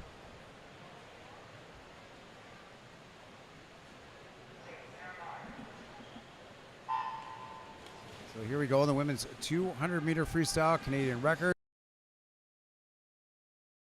Put up by Tucker in lane number 6. Out really fast, Emma Van Dyck. She was the bronze medalist in last night's multi-class 100 breaststroke discipline. She swims in the S14 category. And so she was at 2:24. The Canadian record in her category is a 2:15.1. That's by Angela Marina out of Brantford, and that was done 6 years ago at the Para-Pan Am Games in Lima. And she is out quick through these first 50 meters, putting 33.11. A great first 50. You can see lane number 5 coming in. That's Alison Gobet. She was 3:34.61 this morning in the prelims. Her 50 split here. Around about 43 seconds. Didn't quite register here. 44.5 is the actual time. And coming down to the halfway point for Van Dyck. She's swimming in lane number 4 again. 2:24.73 this morning. Strong first 50. This is going to be the 100 at this wall. Comes in with a lot of speed into the turn. Really nice rotation. Doesn't take a breath off the stroke. That's exactly what you want to see here in the final. All distances, all ages, absolutely no breathing that first stroke off of the wall. Great example by Van Dyck there. She turned in 1:09, so she's on pace to get down very close to that 24, even faster than she did this morning. As our next competitors come into the 100, it's going to be lane number 5. That was Alison Gobet. She split at 1:39.6. Coming up to the last wall now, Van Dyck in 4. So a 1:46, so she's on pace to be just underneath where she was this morning. She's going to have to hold on to that pace here for the last 30 meters. Our next competitors round the 100 in lanes number 3 and lane number 6. That's Perret and Tucker. And Jordan Tucker, a 1:58.61. So she's left in her. She's going to be right at that time she put up this morning, which was the Canadian record of 4:03.87. Coming into finish, first to the wall by time, it's Van Dyck in lane number 4. 2:23.78, so nearly a full second faster than she did this morning. A great finish. Yeah, split a nice 37.29 on that final 50 to get her 851 para points. So we'll wait to see how the rest of the competitors unfold. But one more thing on Jordan Tucker, because that Canadian record performance, I mentioned she was a member of the Para-Pan Am Games team. She was a member of the World Championships team. Not yet to be a Paralympian, and one of the reasonings when this is one of your strongest events is this is another event that for her classification it is not contested at the Paralympic Games, so there is no S4 standard for the selection A in order to qualify, and there's also no S3 selection standard for A. That's Ali Van Wyck Smart. That will be S3. She's racing out in lane number 2, but they can definitely qualify for World Championships if they put up a time for consideration. It is just not under the selection criteria A. Here comes lane number 5, now Gobet. She was a 3:34.61 this morning. She's going to go underneath that as she comes to the wall. 3:33.32, a second better than she was this morning. 699 points for her. She swims in the S5 category. And Clements Pair coming into the wall, also in S5. She was a 3:57.21 this morning in the prelims.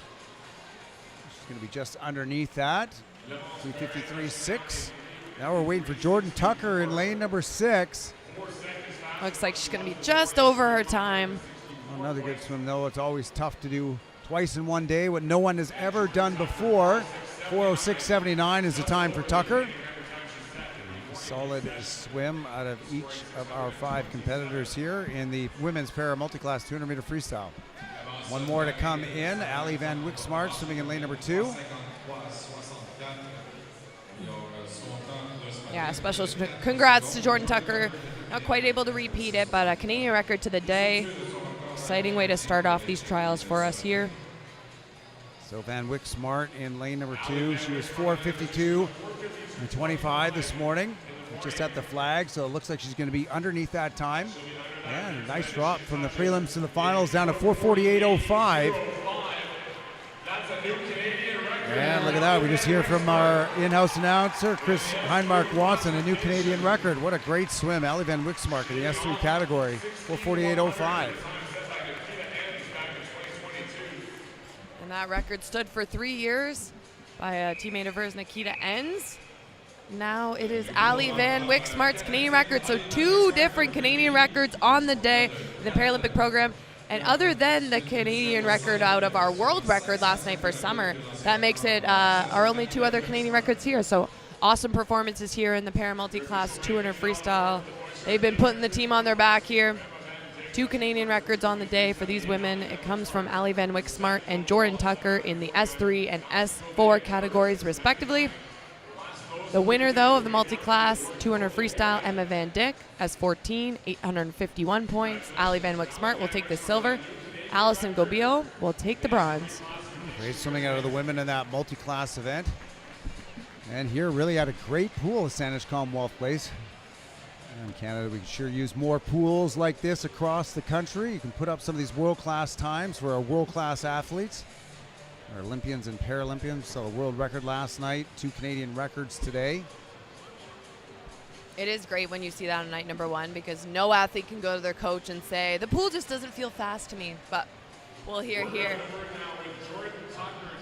A new Canadian record this morning in the heat session for the 200 freestyle. Jordan, congratulations on that performance this morning. A little bit off of that time here tonight, but must be pretty happy with the record earlier today. I am so proud. You must be proud. What else are we going to see you in for the rest of the week here in Victoria? Do you have other events coming up? I have 2 tomorrow at 9:30, the 50 fly, and then 10:30-ish at 100 free. Now, was that record a target of yours coming into Victoria, or was that something that you weren't really expecting this morning? I worked so hard for it, so I almost had it at Kempdemchuk, but I lost it. But I had it this time. Goal achieved. Congratulations, Jordan Tucker with Canadian record this morning in the 200 freestyle. There she is, one of our newest Canadian record holders, along with Ali Van Wyksmart tonight here in the women's 200-meter freestyle. Next night will be our men's race. I love that reminder. She said, I worked so hard for it, as she should be proud. Here come the men.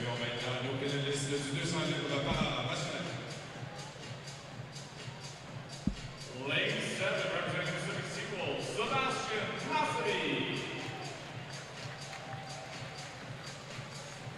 In lane 6 of Kiss Swim Club, Cameron Chambers.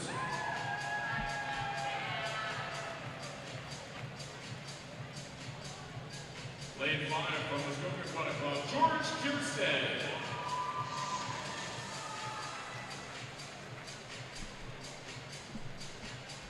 In lane 4 from Red Deer Family Swim Club, Nicholas Bennett.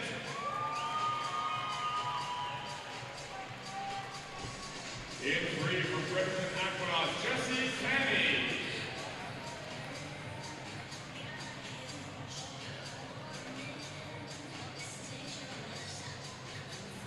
On the club 2, Yedut, Tyson, Jacob.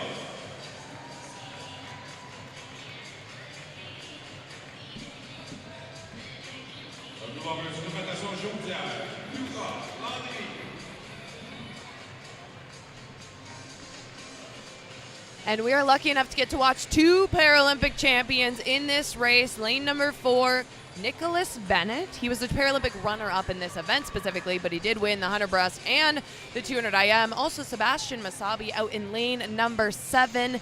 He was the Paralympic champ in the 50 free, also the world record holder, but has recently been reclassified. So used to swim under S4. Now he's got an extra challenge because he'll be in the S5 category. So it kind of elevates. He's going to need to kind of be up at a little bit of a faster competition. It'll be a little bit of a new challenge, but one that I'm sure he'll take on with strides. Here we'll get to see him in the 200 freestyle, rest of the heat. That's Masabi in 7 and Bennett in 4.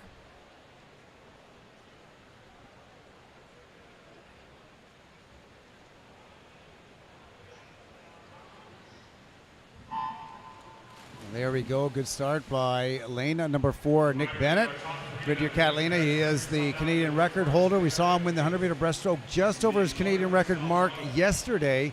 So he swam a 156.87 this morning. His Canadian record stands at 153.61. And that was set at the Paris Paralympic Games. And Bennett going now through the first 50 meters out in front, 26.90. A pretty quick first outing for Bennett. And racing each other along with the clock, we have lanes 1 and then 3 through 6 are all S14. So basically they're all evenly going to be going after para points and time together. And then competing against each other in lane 2 and 7 are both S5 categories. Well, and you mentioned Sebastian Masabi moving up to the S5 category. So he swam a 3:04.72, the S5 Canadian record. That's 9 years old. It's a time of 3:01.27. That was set by Daniel Murphy back in 2016. 56.58 is the split time. So some solid splitting there by Bennett. And lane number 4, he's known to come back very strong on the back half of his race. We'll look to see if he can go underneath that time he did this morning. You see Masabi here in lane number 7 coming to the 100 wall. And Bennett spoke last night very candidly, and he's spoken over the last couple months about how he took a few months off after the Paralympics to focus on his mental health, to take a bit of a break. His coach, his sister, I know he's very proud to represent her in the family. Haley Bennett Osborne just named to the High Performance Center in Montreal, so that's a storyline we're going to have to watch if he decides to make the move along with her. That's not till after World Championships, though, so we're looking a bit too far ahead. As you can see now, Nick Bennett to the wall, he's final 5. He's going to be very close to that Canadian record of his, just over 154.44. Not too bad, not too bad. Just 0.8 of a second over that Canadian record mark. We're going to keep an eye on Daniel Murphy's record of 3:01.27. We come to the finish. Our next 2 athletes in. That's Jesse Carney at 2:10.98. George Kierstad 2:11.41. He seemed pretty happy with that. He had a nice head nod of encouragement. Seemed to be satisfied with that result, which is always nice to see. And Masabi, he made that last wall. He turned in a 2:14.5. So he split 47 seconds on that last 50. He's going to have to go that, maybe just a smidgen faster. He could challenge Murphy's standing Canadian mark. It's a 3:01.27. Let's see how much he's got left here over the last 15 meters now in lane number 7. Sebastian Masabi from the Pacific Sea Wolves. 3:04.72 this morning, and the mark, that is the Canadian standard time of 3:01.27. Going to be very close to it. And just over by 19/100ths, 3:01.46. A great swim by Masabi, new to the S5 category here in the men's 200-meter freestyle. And they're coming in lane number 2. That's Lucas Landry. All competitors in now in the men's 200-meter freestyle. That was Tyson Jacob. They did a little bit of a lane change there. But Jacob also in the S5 category alongside Sebastian Masabi, only separated by just over 10 seconds. So a great race between the two of them, but it is Nick Bennett who will take our multi-class title here. And we'll hear from him shortly with our very own Chris Heinmark-Watson.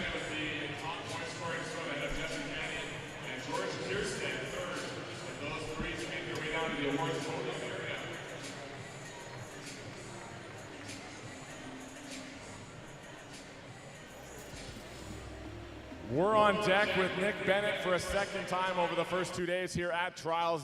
Nick, congratulations, 154.44, about a second off what you were last summer at the Paralympic Games in Paris, but a good place to be with some time leading into Singapore. Well, yeah, definitely, since I'm definitely not in shape compared to last season, so it's quite exciting to be at this point.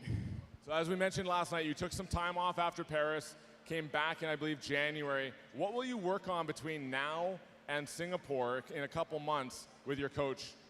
Well, we'll just be doing those sets that make me cry. That's all of it. But we got 2 cycles to go through, so we have a lot of time just to nail what's working and grind down what's not. Now, the 200 free, a silver medal in Paris. You're looking for a bit of redemption maybe in this event. I know you were looking for that gold, which you had in other events, but what are you really focusing on or targeting here this summer in Singapore? Well, you know, just try to replicate our success last season, but you know, anything can happen day of. Nick Bennett, congratulations. Your win here tonight in the 200 freestyle, and best of luck as you represent Team Canada on the international stage this summer. Yeah, so we'll have some medal presentations now for the 200-meter freestyle for our para swimmers coming up. And if you didn't love distance swimming yet, you're going to love it over the next hour or so, where we break down 2 races of 1,500 free on the men's side, and we're also going to get to see 2 races of the 800 free on the women's side. And if anyone loves to chat about swimming more than us, I'd challenge that, because I love talking distance swimming, and I love talking about it with you, Jason. And we're going to be doing our best to give our fill as it comes to these next couple of races, an opportunity for us to run our mouth a little bit, as it were, here for the 1,500. Lots of strategies, lots of different stories, lots of talking about, you know, the ups, the downs, the highs, the lows, the come from behind victories. It makes it really fun as a fan to tune in. So if you're on your TV right now, keep it rolling. Lots more to come. Arguably some of the most exciting races of the night still ahead. Of course, headlined by Summer McIntosh going after that mark in the 800 freestyle. Can she break a world record? Will she break the Canadian record? The world is our oyster, and we're yet to find out in the next hour. Here you go, medal presentations, the women's multi-class 200-meter freestyle.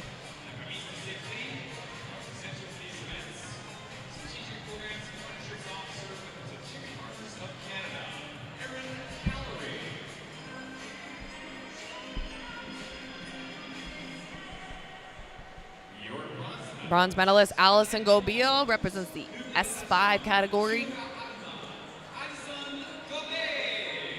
Gobeil. I'm not pronouncing that right, am I? Apologies. Well, it sounds more French, isn't it? You had a good Anglophone interpretation, I think, of the proper pronunciation. Feel free at home also to call me out. If you hear your name and I'm not saying it right, please let us know. I want to make sure I improve upon my work over the next 4 days. Allie Van Wyk-Smart in the S3 category will take the silver medal here with a Canadian record performance. Great swim by Van Wyk-Smart, just under that Canadian record mark. Good enough for that silver medal. We saw her win the breaststroke yesterday. Emma Van Dyck, your gold medalist here, with a whopping 851 para points representing Brock Niagara. Some nice improvement from her from the prelims through to the finals. And there we are, your medalists in the women's para multi-class 200-meter freestyle.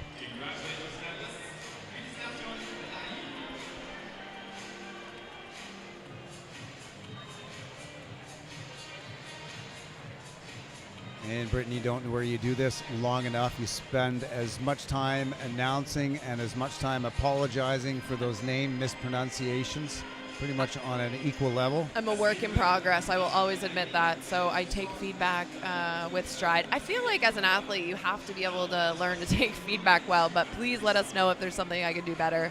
I'm always looking to improve upon it. I love chatting swimming with you all over the airwaves, the stream, what do you call it? But yeah, there's definitely not perfection. So please keep us posted. And with that, we have another podium to celebrate before we get into the men's 1500. This is our multi-class men's 200 freestyle. It does look like they've got everybody now. So first up's our bronze medalist, George Kierstead, 810 points, 211.41.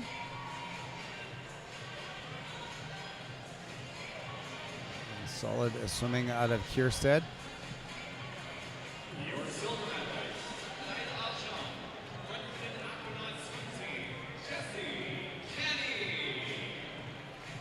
about Jesse Canry. Fredericton Aquanauts.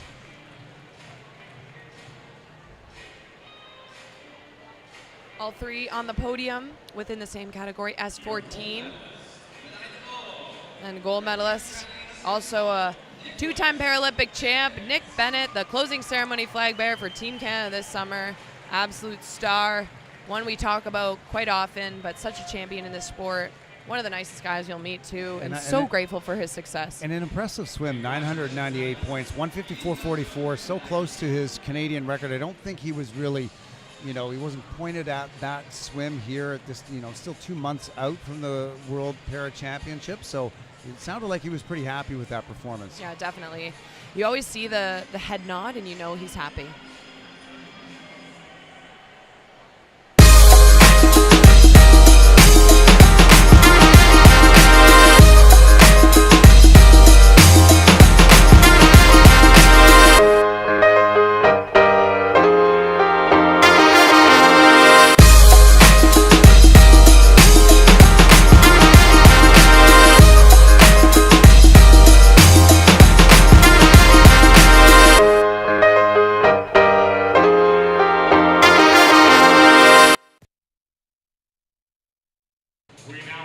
As we mentioned, this is going to be the 1,500 meter freestyle coming to the deck.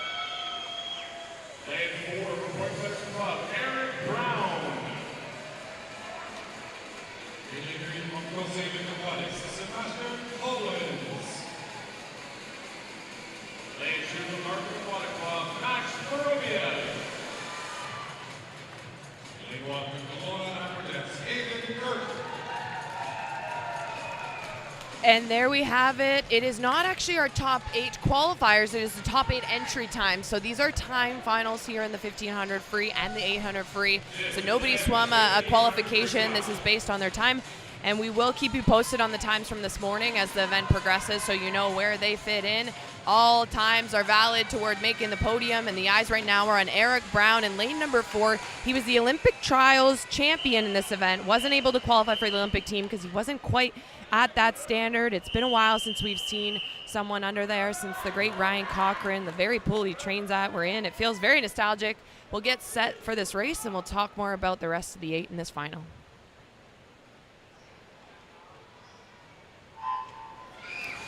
So as we mentioned, that standard, pretty challenging for these swimmers just based on their entry times right now. Now that cut for the senior team is a 15:01.89. Our junior men, they've got to get down under 15:37.52. Now it's a mixture here of juniors. There's 3 of them, as well as experienced swimmers. And we've got one with an awful lot of experience swimming down in lane number 8, Eric Hedlund. Eric Hedlund is somebody that I used to swim against, or with, I guess, train with.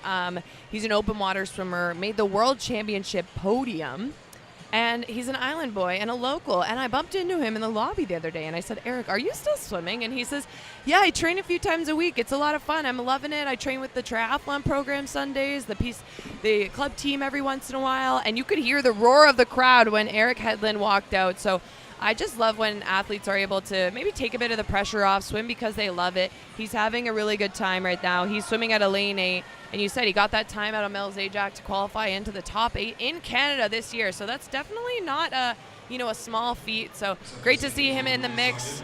Seemed to be really enjoying the sport and where he's at right now. Well, and he did put up one of the fastest times that this pool has seen. He's actually the 3rd fastest Canadian all time in this event, in a race that he did here back in 2013 at this pool. It was the World Championship trials back in the day, a 15:03.64. We're not expecting that out of Hedlund today, as he's moved on and is doing things a little bit differently. He's taking his PhD. I also found out about that too. So phenomenal. Very super smart guy. Really cool to learn. Anyways, back to the middle of the pool. We're talking now by the leader. Eric Brown has control over this race. They're about to flip at the 200-meter mark. So the Point Claire swimmer going to turn at a 1:58.3, so he's lapping 30.5s. I mean, which would be a great swim. We'll see how long he can hold on to this pace. Lane number 2, this one's really interesting. That is a junior age swimmer, Max Vorbiev.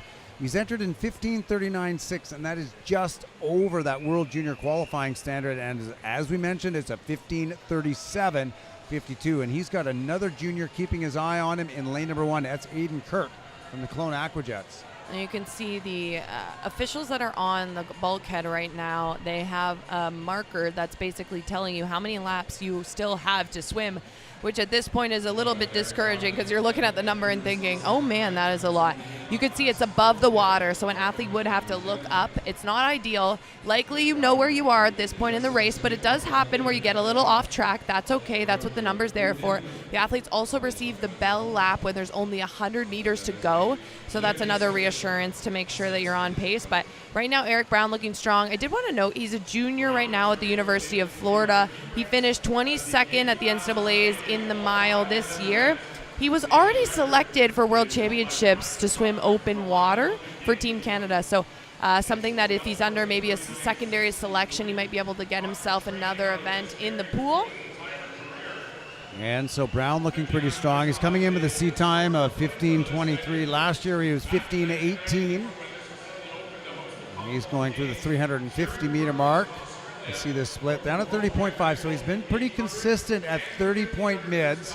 So he is lapping pretty close to where he needs to be to get to that 15:18. And we've got our swimmers in lanes number 1. That's Aiden Kirk, Kelowna, and lane 2, Max Vorbiev. Our junior age swimmers, they are on pace right now to get underneath that junior standard. We're still pretty early on, and we're early on, but what is the strategy that we're looking at and watching here, Brittany? And I know you mentioned earlier there's probably a few different ones at play. Yeah, well, I would say for Brown, he's got his legs involved throughout. Sometimes you often see a bit of like a tempo, almost a bounce. We're seeing a little bit out of our second place finisher right now, Max Vorobiev. Definitely has a bit more of a bounce to his stroke. Typically, you'll see them breathing every 2, getting in as much oxygen as possible. But Brown keeps his legs involved, and that's something that, you know, we'll have to keep an eye on. Is he going to have those drop away, or is he able to sustain this for an entire 1500? I'd be quite impressed. But he's well experienced. He's also done open water, so he knows the endurance side of things. I know he's pretty poised to pace a race, but I always used to do strategy-wise. I would like to build within the 400s, and then it's a final 300. It's a little bit easier, of course, if you're doing an 800 and it's kind of the 200s you're building within. Some athletes like to descend within. But honestly, that's mostly not even about the times. It's just about how they feel. So it's kind of a reminder to have your body to pick up a different pace and to get into a different rhythm and to maybe kind of reset your body into trying to kind of get into that next gear. Well, here we go at the 500. So a third of this race is done. 5:02.10 is the split time by Brown. Vorbiev, he's lapping just at 103 mids. His splits are between 102 high and 103 mids. So we'll see what he does. Aiden Kirk is sitting right there in lane number 1. He's just about a body length behind Vorbiev. And we're going to have to see if these swimmers can pick it up as we get to the halfway point pretty soon on this one, if they want to be able to challenge that qualifying standard in the men's 1500-meter freestyle. Now, Brittany, I believe you're still the Canadian record holder in this event. If Summer wants to swim it in a couple of days, I won't be, but So I don't think she's entered. So you've been advocating for her to race the 800, but I have yet to see you suggest that she does the mile. I will, you know, I'm saying it live on the air right now. I would love to watch it happen, but I also understand that when you have a program of the caliber that she does, you have to be a little bit strategic. And when you're racing on potential relays, you have races that go prelims, semis, finals.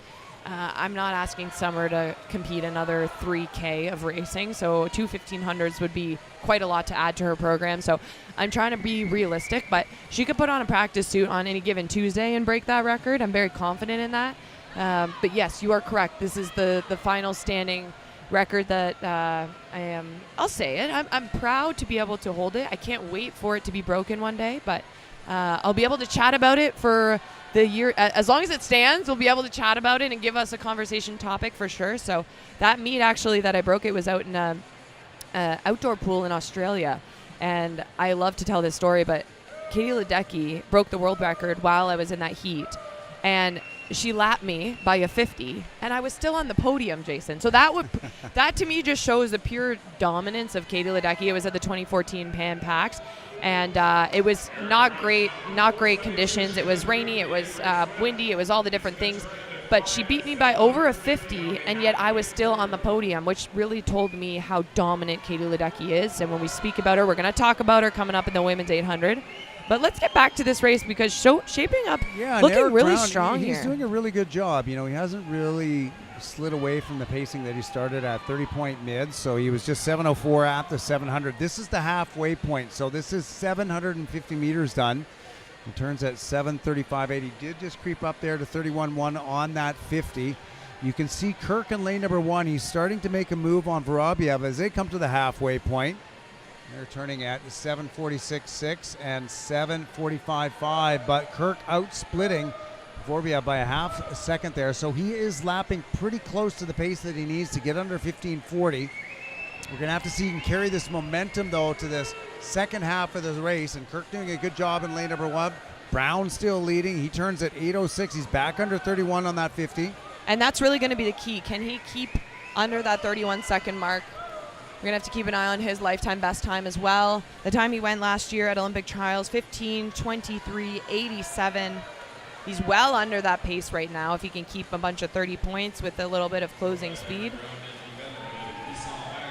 So we'll just take a look at that qualifying standard. As we mentioned, it's 15:01 for the A qualifying standard, 15:10 for that secondary selection consideration. Still in the 30-point range, so 30.76. He's very consistently splitting this race, approaching the 900-meter wall. And the legs are still involved. I was just going to mention that because you've talked about it before, and this is an area where we usually see the legs and the white water come in towards the finish, but he's been at this tempo with his legs, and we're seeing this kind of splash right from the beginning. Is that common or uncommon in the 1500 to see so much legs from so early on? I think more on the uncommon side, but I'm impressed. I would love to see him do a kick set, to be honest. I'd love to see how he can hold this tempo in other ways, but he stayed the white water above his stroke is really, really powerful throughout. It just is usually a matter of being able to keep it up, but so far we're approaching, 3/4 of the way through this race, at least 2/3 of the way through this race, and he's still got that white water beneath him. It totally depends, right? Like we talk about Katie Ledecky, she's got a big bounce to her stroke, and it's a lot of kick, but it's not necessarily that white water kick. Ryan Cochran, though, a great example because we speak about him, still the Canadian record holder in this very race.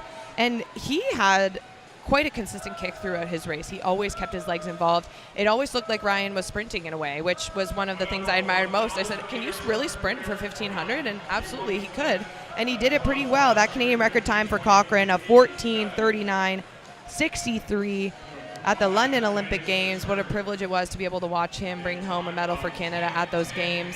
Well, it's still a time that really stands up in international men's swimming in that 1500-meter event. That record by Cochran was set 13 years ago. And we've got a little bit of movement happening here in the field. Sebastian Pollins is moving up. He's moved into third out of lane number 3. He's not that far off from where Aiden Kirk in lane number 1 has taken over the second place position ahead of Vorobiev. Now Kirk is lapping under 103, so he is on pace to be under 15:40. That time for the World Juniors is going to be close for him. And he's coming in with a seat time of 15:47.55, so he was already going to have to drop 10 seconds off his best time if he wanted to challenge it. And he's doing a pretty good job, still under 103. He's 31.4 on that last 50.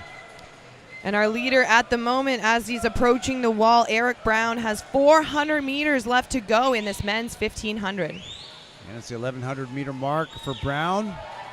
He's turning at 11:12.4, so his pacing, he's throwing in a few more 31s here.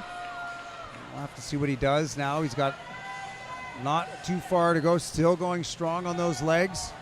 Kirk now being challenged by Pollins in lane number 3. on the side of the pool, his teammate from the University of Florida, Josh Leando, qualifying for the World Championships earlier tonight, is cheering him on, getting him pumped up. The final stretch. This is where it really, you gotta dig deep. I mean, this is the emotional turmoil on you. No matter what, you're hurting. It doesn't matter if you've had the best race of your life or, you're struggling. This is painful at this point. So it's all about staying mentally tough. You got to challenge yourself to fight back. You got to think about the positives. I always thought about, let's think about how much I've come through and how little I have to go, and focus on what was left. Only about 300 left to go here. He's eyeing his personal best time and trying to get under that secondary qualification. And he's lapping pretty consistent as he comes up here to the 1,200 meter mark at 12:14.72. So he's going to be pretty close to roundabout 15:20 if he holds this pace. And likely, though, we hope that he saved a little bit for that back end of this 1,500 over the last 250 meters. And Kirk looking strong, 31-1 on that 50. So his strategy seems to have been a little bit of a descending effort as he's now splitting quicker than he did for the front half of the race. Yeah, 31-1 for Aiden Kirk, similar to our leader of Eric Brown, almost on that 50. So he's making a bit of a move. That junior standard we have to keep an eye on, 15:37.52. Eyes back now on the leader, Eric Brown. Only a 200 to go. This is the final stretch. This is where you leave everything you have in the pool. Keep the legs working. He's getting lots of breath. As you can see, he's breathing only to his right side. And we see the legs just dropping out a little bit. Hopefully he's gearing up for something in these last 200 meters. We're coming to the 1,300 wall, 13:16.4. This has got to feel good when you know you've got less than 200 meters to go, Brittany. It's definitely a relief, but you can see it's starting to pick up. His coach has got those big arms that are trying to really get his legs back involved. I don't know how to verbally describe the motion of the coaches going through. They basically just wave their arms, making it look like they have two legs on their arms, and they're trying to get them to say kick, kick, kick as much as you can, as if the athlete didn't already know that, but hey. It is the universal sign in swimming of get your legs going. So he's 31-0 on that 50. We just saw a couple more 31-0s out of the 50 splits for Aiden Kirk. He's doing a great job as he comes to that 1,350. Look at this, 30.7. He's actually outlapping anyone in the field. The youngster from Kelowna, coached by Mark Tremblay from the Kelowna Aquajets, that was a 30.7 on that 50 as the bells, here are the bells. This has also got to be one of the best sounds in the mile, Brittany. 14:18.37. Music to an athlete's ears. You know you have only 2 laps of the pool left. Aiden Kirk going after that junior world standard. It's going to be close. And turning at 14:33, so he needs a couple more 31 points out of himself, and he'll be underneath that cut of 15:37.52. And Brown's going to have to pick it up to get underneath his best. As he turns, 30.4, so he's got a little bit left in the tank. It's a solid split. And here come the final push for the legs. Eric Brown trying to make a statement here on night 2 in Victoria in this men's 1,500. A dominant race from start to finish. The Olympic trials champion from last year, and now will be the world trials champion here tonight. And here we go at the finish. Point Claire's Eric Brown entered in a 15:23 and a 15:17.54. That's a little bit better than he swam last year, so a solid swim by Eric Brown in the mile. And next, it's a great finish out of lane number 1, the junior from Kelowna, Aiden Kirk, 15:32.90. Look at this last 50, 29.32, 5 seconds under that junior qualifying standard. And almost 15 seconds off his best time. A great drop by Kelowna Aquajets' Aiden Kirk. I think it's safe to say we'll see you at the Junior Worlds this summer. And Eric Brown touching the wall there had a nice little a nod, saying, you know what, I'm happy with that. And it's great to see because we watched him really, but he seemed pretty stoked about that performance, and that's always great to see. So a good swim by our top couple swimmers here in this 1,500-meter freestyle. Aiden Kirk underneath that junior qualifying standard. Yeah, a solid swim by Eric Brown. And Eric Hedlund's getting the support of the crowd, a big fist bump. He wasn't looking for times here tonight. He was going in to try to have a good swim and to be encouraged by his performance and to be happy with it. Well, at 32 years of age in our final, showing everybody that age is no barrier for our distance swimming. Anybody looking to come out of retirement and challenge those swims again? Was that a threat or an encouraging statement? It's an encouraging statement for young Brittany McLean-Campbell. Oh boy, the world of swimming has gotten way too fast for me, guys. Now I could just get to talk about it with absolute pride and admiration, but it's no longer about me. It's about these amazing athletes. He is an inspiration, though. And your winner right now, Eric Brown. With Eric Brown, winner tonight in the 1500 freestyle. Eric, you're already on the team for this summer in the open water event. You weren't going to swim the pool, but you just told me that you missed your best time by 7/100ths of a second there tonight in the 1500. Got to be happy, though, to be going off to represent Canada this summer in Singapore on the open water and have another national championship title win here tonight. Yeah, I mean, you know, I just came here. I just wanted to put up as fast times as I could do. And, you know, it's been a while since I've gone a best in the 1500, so to come that close today, after the past weeks that I've been training, I'm happy with that for sure. So really close on your best time, and that's just part of it, is just working harder to keep improving and improving. And so what will you do between now and the next time you swim a 1500 to try and get under that best time that you had coming in? You know, I know I could go big best time, given, you know, proper taper and everything like that. So for now, just train, focus on the open water this summer, and then next year focus on whatever needs to be focused on. Eric Brown, ladies and gentlemen, your champion tonight in the 1500 freestyle. Just shy of his personal best. Did a good swim and already going to participate as part of the open water. And now we welcome the junior finalists in the men's 1500. They'll be challenged to try to get down to that standard that Aiden Kirk just set.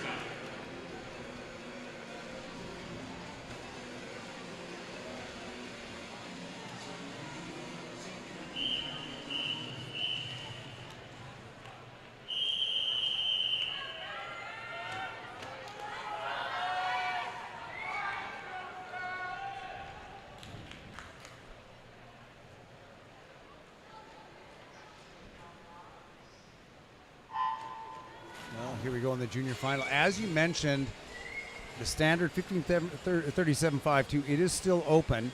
Now, Kirk well underneath the standard, but he was the only junior swimmer in that open final who did manage to go underneath there, so there is opportunity. Zachary McLeod from Winskill in lane number 4, he is the top seed in this junior final at 15:54.99, so he's got a bit of a ways to go to get down there under 15:37, but the opportunity is still here. Yeah, and I promised I would give the audience at home an update on to our fastest qualifier from the morning. So Hunter Payne from Brantford went at 15.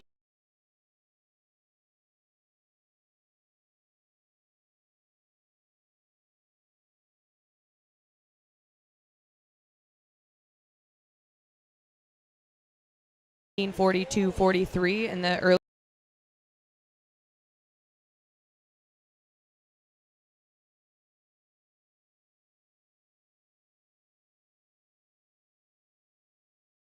Kind of that Junior Worlds team as well. Said he is currently sitting in 6th with the time he posted, so he's definitely beat a few people in that senior final already tonight. So like we saw with the splitting by Kirk in the previous heat, if any of these juniors want to get down to that time, they've got to be 31 lows on each and every one of their 50s. Of course, they can build up a little bit of a cushion early on, but in this distance race, it's important to get on pace right away. It is. It's about setting the tone, right? And for some people, the setting the tone is getting into a rhythm. Other people, the setting the tone is to know where they want to be within the. Some people like to get out in front and clear water. Other people know specifically a certain competitor they want to challenge, but that always goes down a little bit of a rabbit hole, and we saw that in the men's 400, where you maybe assume people are going a certain pace because of the caliber of swimmer you know they are to be, and then they might have an off day, and then your race is completely off. So staying in your own lane is crucial. Getting out in a good rhythm is crucial, but also not letting yourself panic in the first couple 200, 300.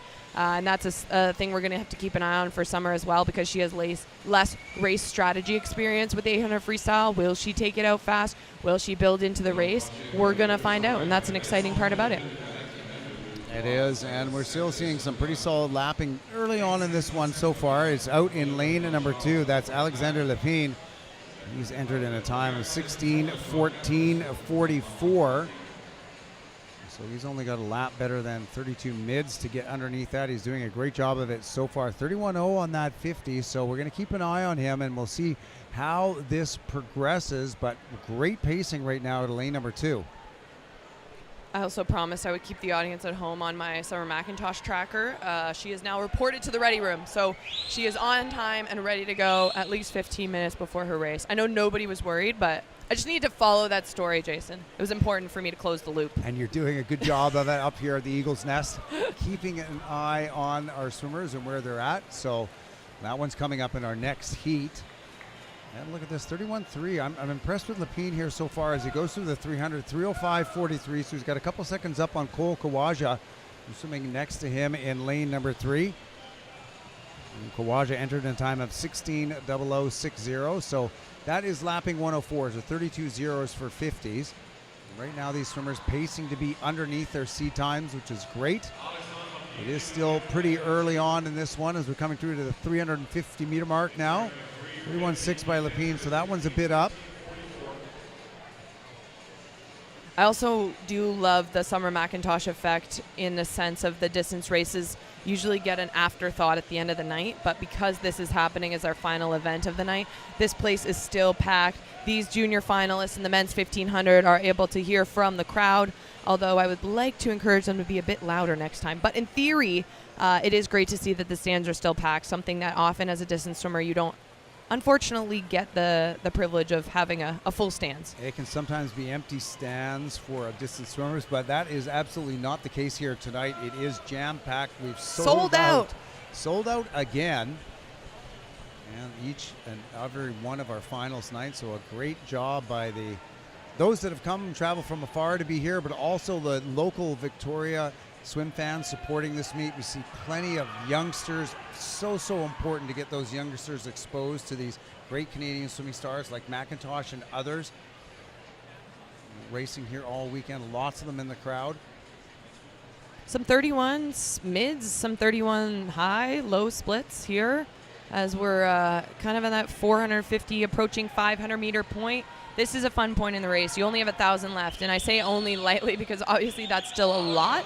But in theory, you've notched off a good chunk. It's kind of like if you have check boxes, it's like, okay, I've checked a box and now I'm moving on to my next box. And I'll see if anybody decides they want to bring in their legs here. If they're descending the 500s like I suggested, that could be. And I know that most of the people watching are swimmer related. They understand the sport or some of the basics. But when you say 1,000 and 1,500, to be clear, you're talking about 1 kilometer. Yes. 1.5 kilometers. So it's a lot of swimming, Jason. If you think about it, how long does it take you to walk your dogs a kilometer?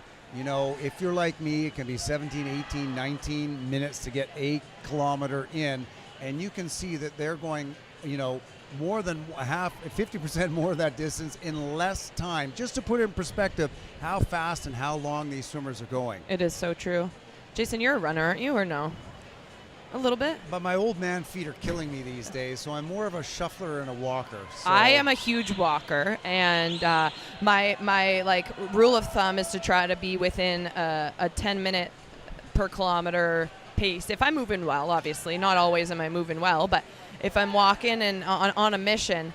But these guys are proven you can basically swim just as fast if you set your mind to it. So 32.2 split by Lepine in lane number 2. His pace he's dropped a little bit, but we're starting to see lane number 5 pick it up. Blanchard And Blanchard, you can see in lane number 5, he's swimming from Point Claire. He's from the same club that Eric Brown swam as an age grouper and a youngster, still represents. He's moving up nicely in lane number 5. He's going to try and challenge, and if he can maintain this pace differential between him and Lapine, he might be able to still catch him. As Lapine splits to 32.0, but it's a 31.6 for Blanchard, and they're about 2 seconds apart. So potentially in 100, well, more like 200 meters, he might actually get himself right up to the race leader. And all of the athletes right now still looked relatively relaxed, to be honest. There's a bit of tempo changing right now. Lane number 5, Oliver Blanchard, like you said, has picked up his pace, 31.6 on the last 50. So we'll watch the clock here as he flips, but he's definitely started his move. Very subtly, though, which is always nice. 31.4 there to the other competitor he's going up against, 32.4 and Alexandra Lapine. So that's a full second of a move that he's starting to make here as they approach the halfway mark. And so he's cut that distance in half, literally on 150 alone. It's down, it was 2 seconds, and now it is only 1 second. They're approaching the halfway point. This will be 750 meters. I always like to see that as sort of a gauge, because really the very best distance swimmers, they're able to come pretty close. They do 750, you double it up, they might be off by a couple seconds, and so 7:52.90 is a split time by Lapine, and 7:53.6 for Blanchard. He is only 0.7 of a second back, so we'll see how close they can come to doubling that one up,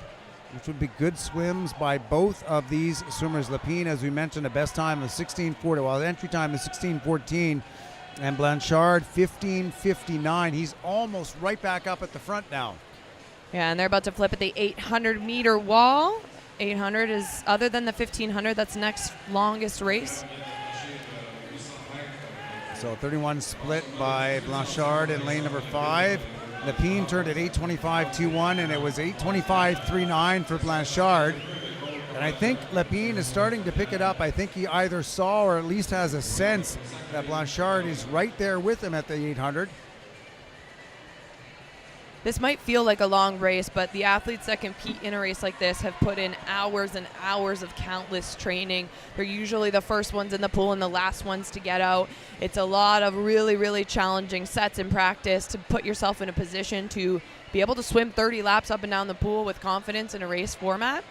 And so our first lead change now, as Blanchard flipped first at the 850-meter mark, not by much, just up on Lapine by a couple tenths of a second, but now it is Blanchard really running with this pace. He's going to move to the 900. He's going to be almost a body length up on Lapine and the rest of the field. You can see it here. And Blanchard, 31.9 on that 50. He's up by now a second on Lapine. Zach McLeod is moving in there in lane number 4. He's 2 seconds back at a 9:31.86. And Oliver with consistent 31s now for the last couple hundred. So he made his move. Sometimes you make your move and it's a little bit early and then you fade. He's made his move and he's sticking to it. 31 mids, 31 highs consistently now in the midway point of this race.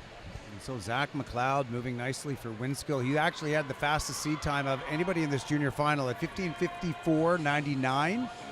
He's moved up into third, and he is lapping under 32 seconds, so he is gaining ground on Lapine in lane number 2. Blanchard still lapping consistently at 31 highs. We come now to the 1,000-meter mark at this turn.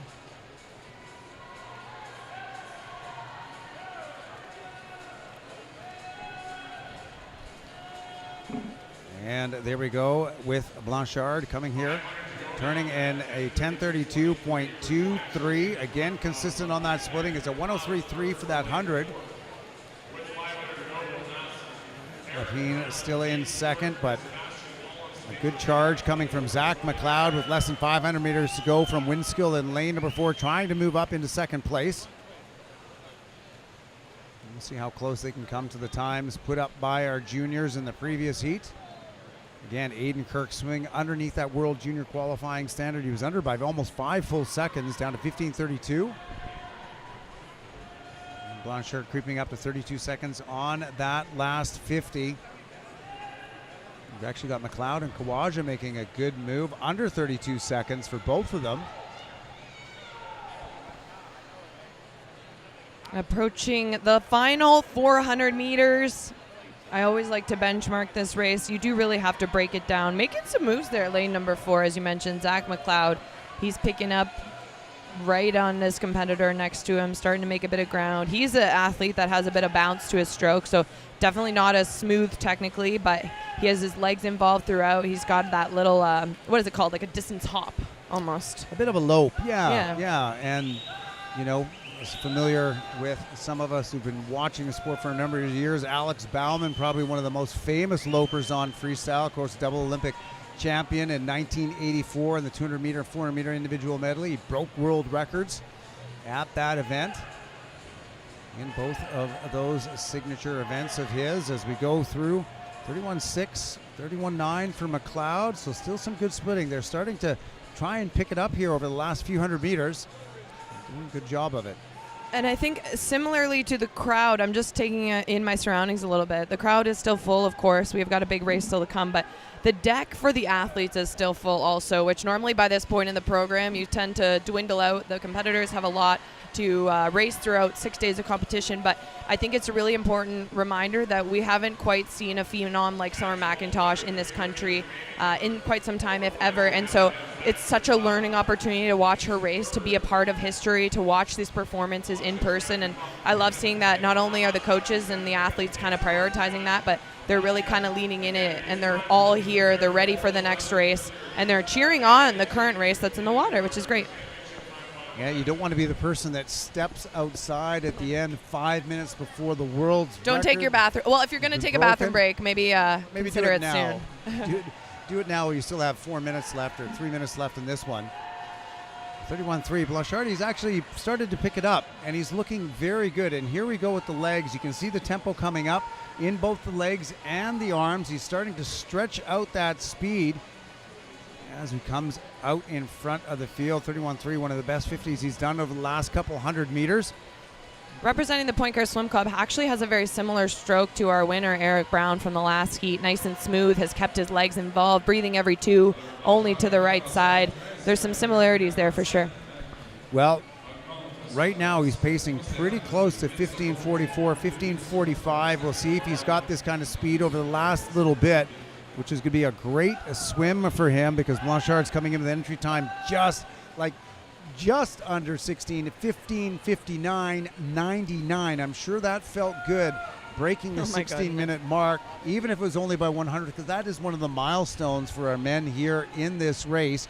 But it looks like he's going to take a big whack of time off of that entry time at the end of this one. Those barriers, people just say them as if it's not a big deal, but they really do mean a lot. Like Josh Liendo having a best time of 49.99, coming into this event to have a 15:59.99. Like, there are so many pieces of room for error there. I'll be honest, my best time was an 8:20.0, and to this day I still think about it. Imagine an 8:19.99.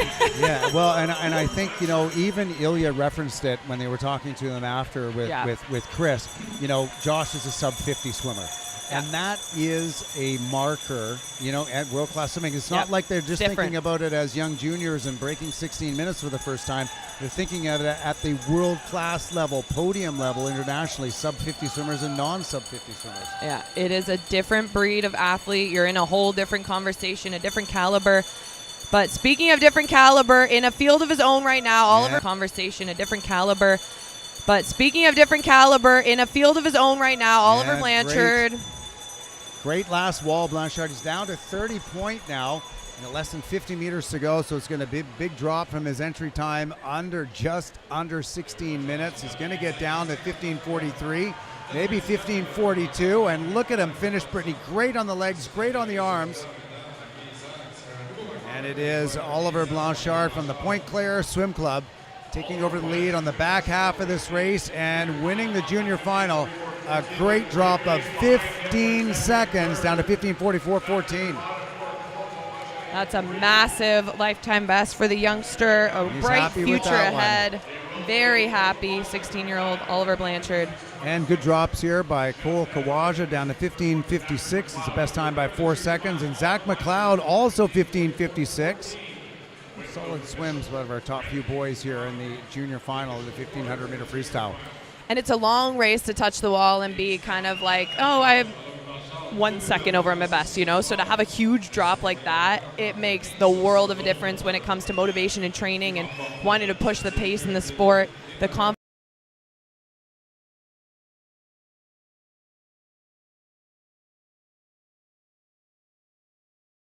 that you'll gain from like that will go a long way.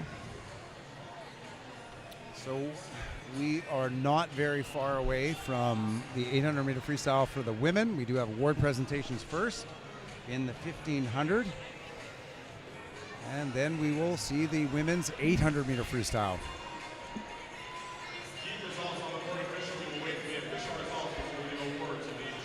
So the times will be good, but they are going to have to combine the swims that they saw this morning with the swims tonight to get those overall placings.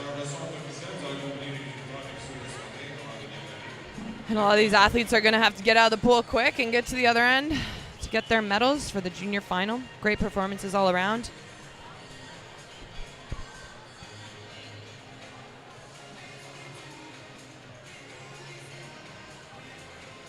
Coming up will be awards presentations. Looks like we've got our open presentations happening now in the men's 1500. I will note that nobody was faster than the previous update I gave. So Hunter Payne, the winner from the morning, ended in 6th place.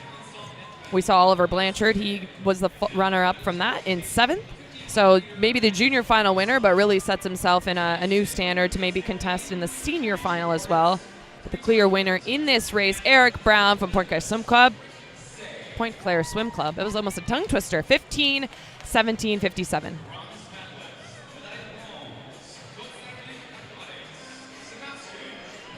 Yeah, Sebastian Paulins picking up the bronze medal.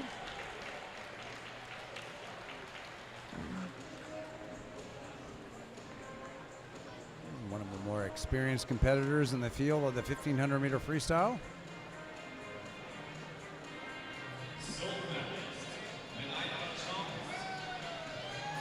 There he is, Aiden Kirk, underneath that world junior qualifying standard, 15:32.90, a big best time by 15 seconds, picking up the silver medal.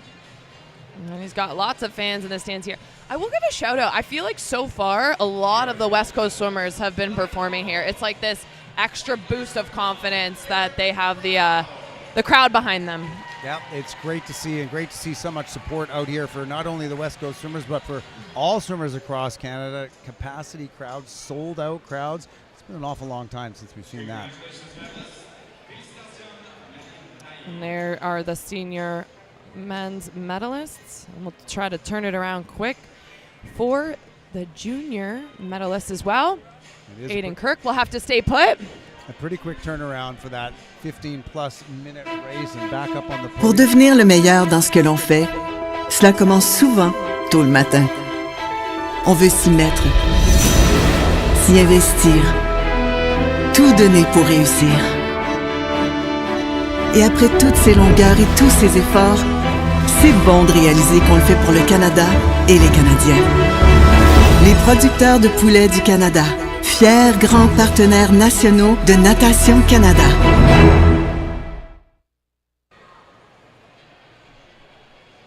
We should have our juniors up momentarily.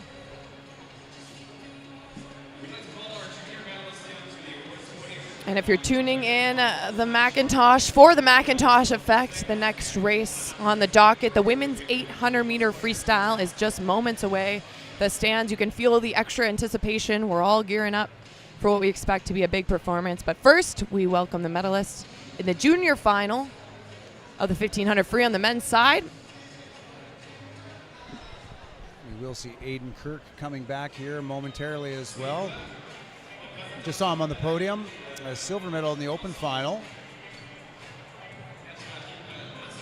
Some great swims out of these juniors. Some nice drops in time. We saw that all in the junior heat.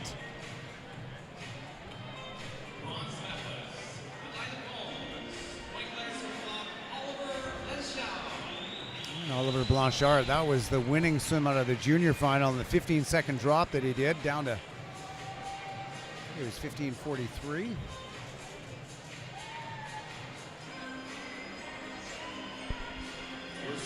And that was really just a strong start to finish performance there for Blanchard. Simon Fonseca takes the silver junior medal. representing Camo, Club of Mary Sophie Harvey. And here we go. Aiden Kirk underneath that World Junior qualifying standard. I know that was a race he and his coach have been working on for a while. It was nice to see that plan come to full fruition here tonight. Aiden Kirk, 15:32.90. Junior champion in the 1500 freestyle. Okay, well, congratulations to those medalists. We are getting set to welcome the finalists in the women's 800-meter freestyle. Summer McIntosh headlining this event in lane 4. But first, let's find out who make up the 8 swimmers competing.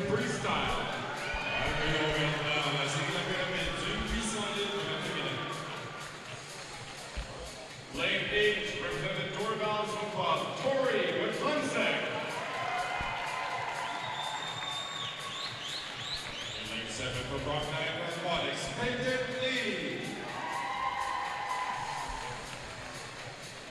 Lane 6, Ella Cosgrove. Lane 5 for Olympic swimming, Julia Stordaska. Lane 4, Summer McIntosh.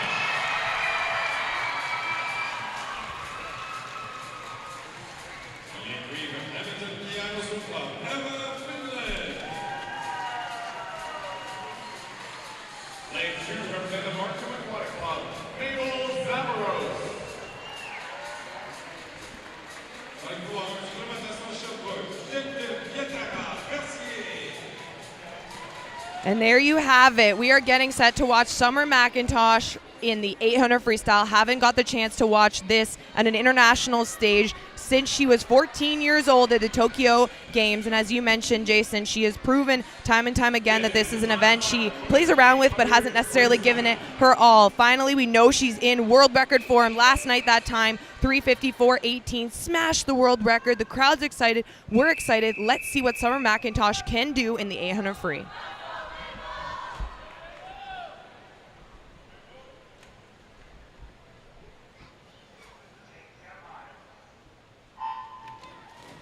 And off we go. McIntosh in the middle of the pool, the white cap in lane number 4. Great start and underwater. So we're going to keep an eye on these splits the whole way through. World record, it was broken earlier this year. Katie Ledecky, a phenomenal, the greatest of all time. And I think the thing about Katie Ledecky and how incredible she's been in this race and continues to perform and just posts an unbelievable time this year to break the fastest she's ever been in 9 years. That world record mark, of course, stands from only about a month and a half ago.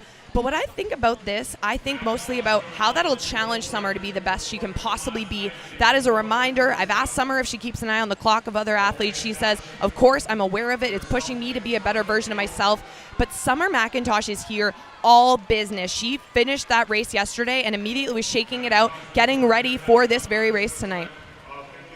So solid splitting here by McIntosh, down in 57.79. It's right on her lifetime best split through the first 100. And we spoke a lot about, we don't know yet about what Summer's strategy is going to be in this race. We've only seen her swim it a few times. It's been in February at a smaller meet. So will she work with her coaches on that back half like she did in the second half of her race last night? Of course, now swimming with Fred Verneau in Antibes, France, has said the altitude training, the distance base has really shaped her confidence. She has 100% kind of will in his program. She knows it's working for her. She feels good about where she's at, and she can race with that kind of weight off her shoulders. So some pretty good splitting on the way out, and what it is really that differential between the 50s. She is holding it very tight. 30.1, 30.2. Let's see where she is. She comes at the 200-meter mark. She doesn't necessarily have to be under world record pace right now. And she turns at the 200, 158.32. But what's important to note, it's another 30.2.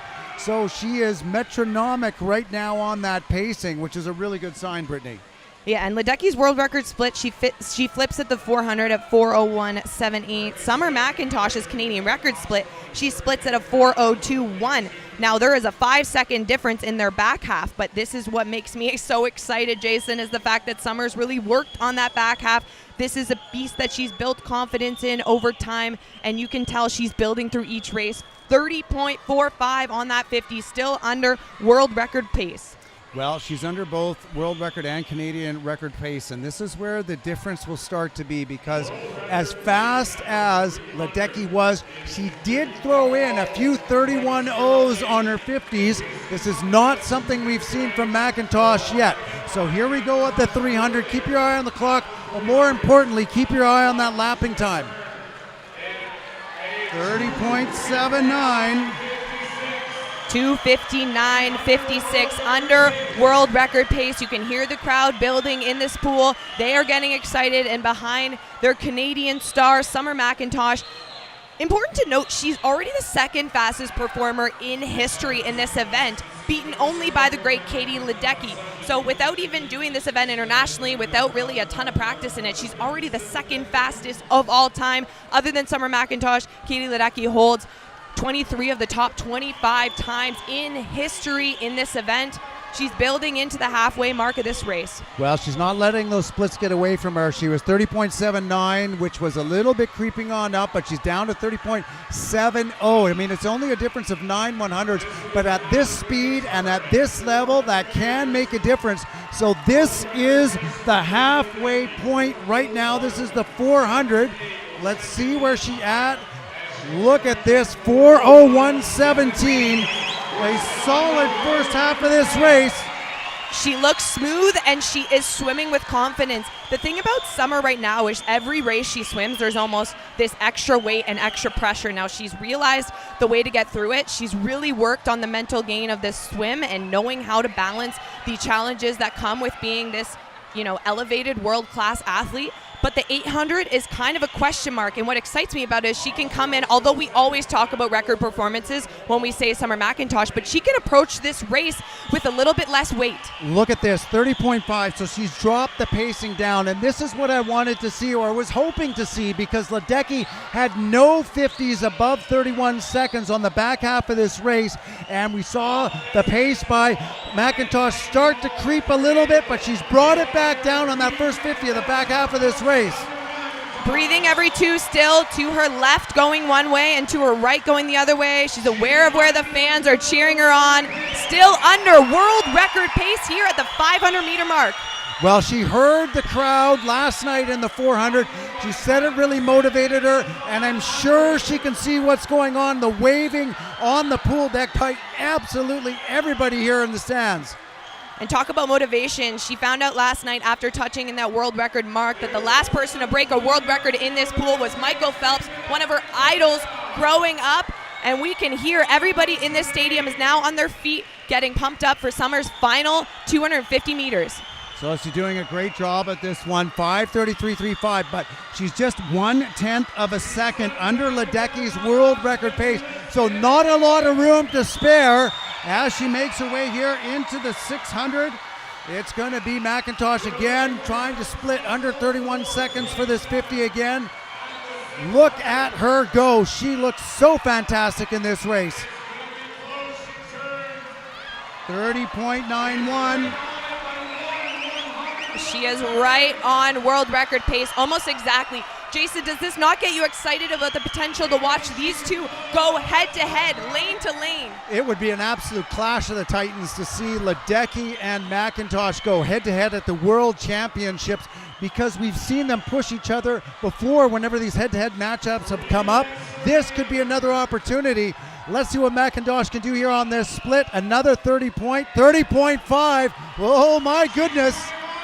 She is right on it, and no matter what team you're representing, no matter what coach you coach for, every single person is rooting for Summer in this moment, waving her toward this world record pace in the 800 freestyle. She is getting ready for the bell lap of this race. Here come the bells. This is going to be a great sound and motivation for McIntosh to bring this last 100 again. World record split 7:05.37, and she's right there within 1/10 of a second. Now, Katie Ledecky came home like a rocket, a 28.46 on her final 50, so it's going to need to take a solid final 100 for Summer, but her legs are coming in the mix. She is giving this her all. And McIntosh really moving. You can see how she picked up the legs, as you just said, Brittany. She's coming up to the 750. We want to see her better than 735.66. We'll see if she's underneath it. And she's right there, 7.6 of a second. She needs a great last 50 for McIntosh to get underneath that world record. Look at her go. This is the final stretch for Summer McIntosh. She is about to break the Canadian record, but will it be a world record here in the 800 freestyle?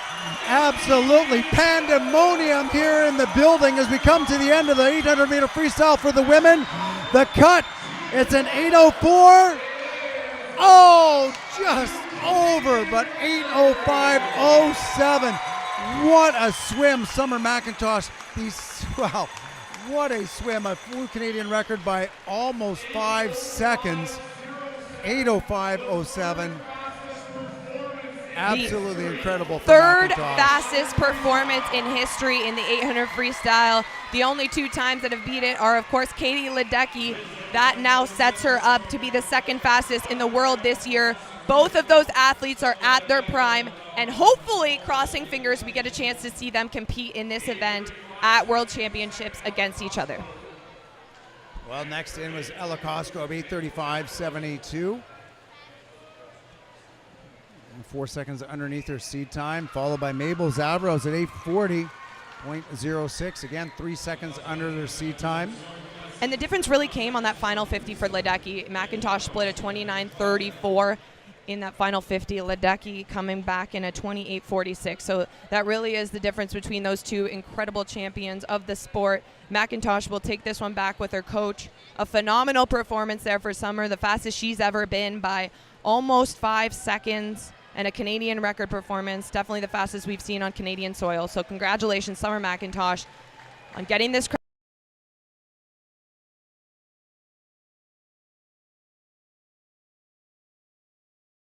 crowd excited.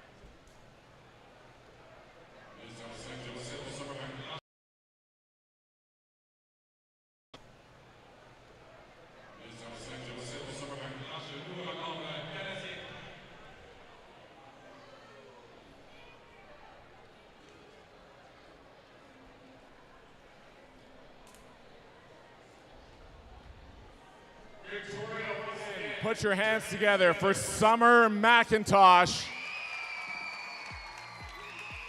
The third fastest 800 free performance in history at 8:05.07. Summer, just off, I think, what you wanted to be tonight, but with the third fastest performance in history, you've really given that world record a shaking here. Yeah, I mean, going into tonight, I really wanted to see how close I could get to that world record. But overall, pretty happy with my race. I think I'll have to look over my splits. I think I was a bit in no man's land a little bit, so I'm excited for just moving forward and seeing how I can be pushed when I got some close quarter racing. So you drop almost 5 seconds off of your previous Canadian record time, and this sets you up potentially. I know you'll go back and talk to your coaches about what your event schedule will be this summer, but you and Katie Ledecky, who has that world record, have had some battles over the last few years. Is this something that you want to go head-to-head with her at? Yeah, I mean, anytime I get a race Katie, it's an honor, and I always have to bring my best to be able to challenge her. So, yeah, I'm really excited for our matchups at Worlds and things like that, so we'll have to see. But, yeah, overall, this is my starting point now, and just trying to keep pushing forward. But overall, still happy because it is a PB, but always trying to be better and better. So. And I mean, this crowd was pretty electric tonight, getting you going. Could you hear them throughout that last sort of 400 or 500 meters? Oh yeah, for sure, and it means the world to know that they're 10 toes behind me and bringing all their support. It's absolutely amazing, and yeah, doing 800, you definitely need as much cheering as possible. So yeah, thank you guys. Victoria, Summer McIntosh.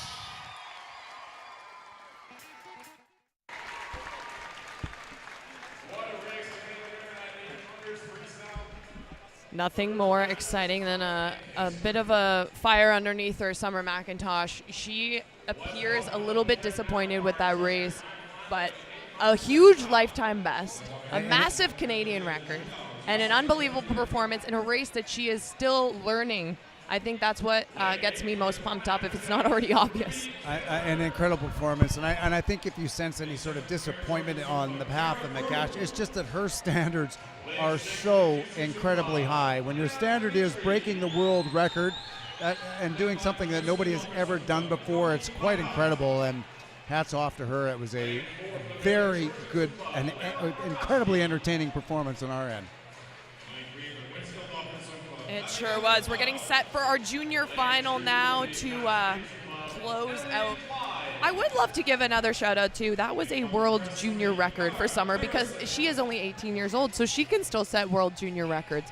I do feel bad for the future 17, 18-year-olds that have to try to follow in these footsteps. Exactly. I was just going to say, try to make a new mark, but following footsteps is a much better word for it. Thank you so much, Jason. When it gets to the end of the session, if you don't notice, my words start to jumble, but here we go with the junior final of the women's 800 freestyle.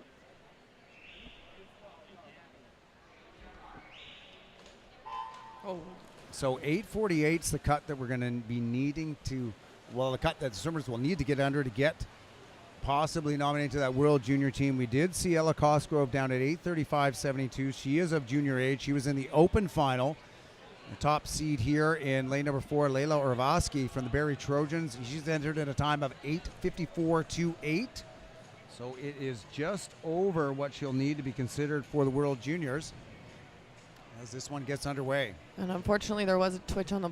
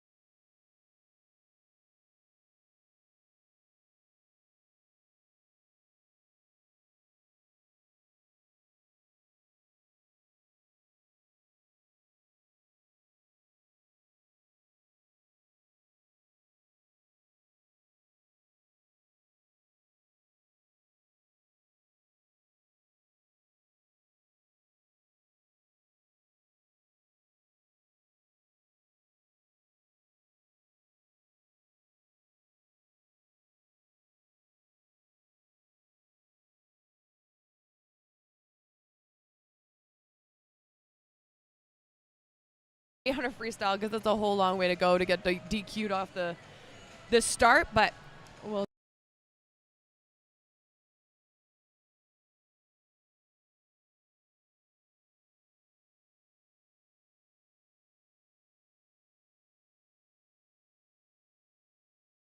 see if the officials think the same as me. Right now, off to a really good start out in lane number 5, Naomi Minot.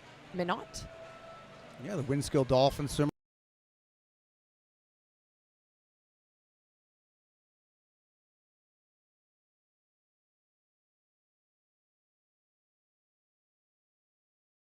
She's entered in 8:55.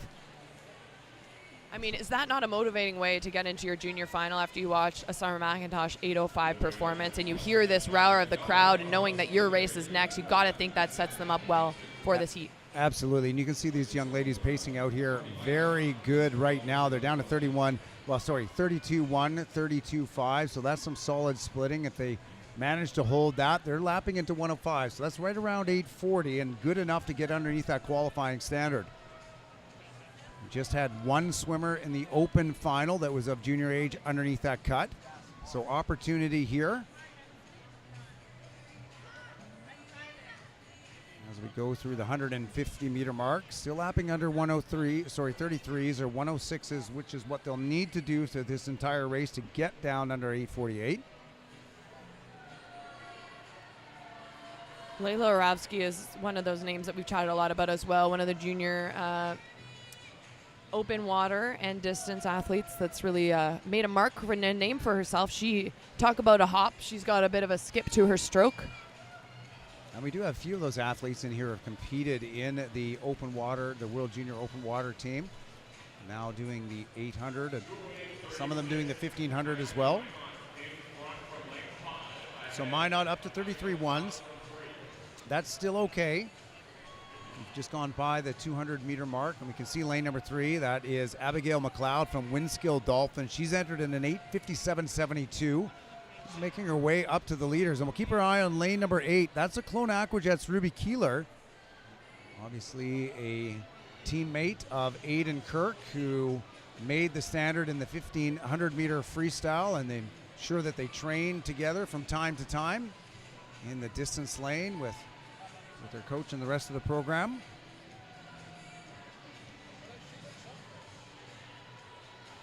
And so you talk about these distance athletes and, you know, the training that they do, and Brittany, obviously having gone through it, is it that much different than those athletes competing in the 200 and 100 meter events?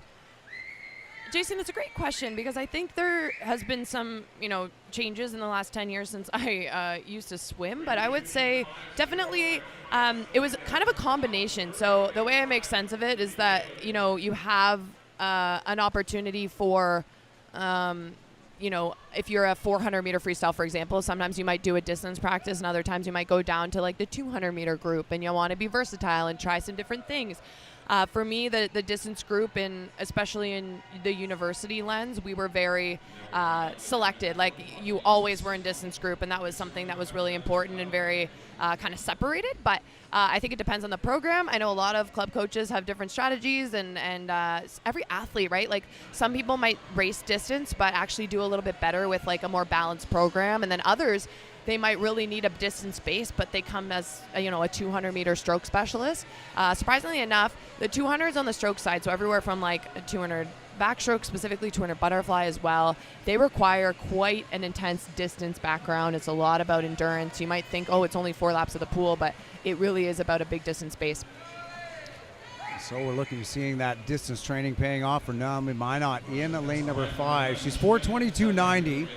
She was lapping up into 107, so hopefully she can bring that home on the back half a little bit better, bring that lapping time down so she can challenge that 8:48 standard. She's got with her in lane number 3, Abigail McLeod from Windskill going with her. You can see lane number 4 just out of the screen. That's Layla Ravosky. She's the top seed at 8:54. Be looking to try and make her way back up. And then next it's lane number 2. That's Ellie Wise, a youngster from Cascade. And here at the bottom, we still have the Aquajet in touch. That's Ruby Keeler. She's entered in a 9:06. And there was no preliminaries for this event, so this really is their one shot. If they are building for a big drop, tonight's the night, and they can, no matter what lane they're in, whatever heat they're in, every time is kind of gone up against each other as equal times. So good opportunity there to make a move out in the outside lane. And lane 3 and lane number 5 starting to come together at the turn as they go at the 500 at 5:30.7, 5:30.9. Their lapping times at 33.93, 33.94, almost identical.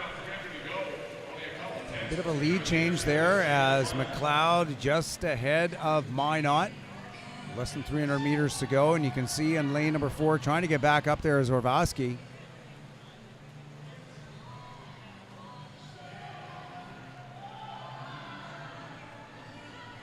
250 meters to go.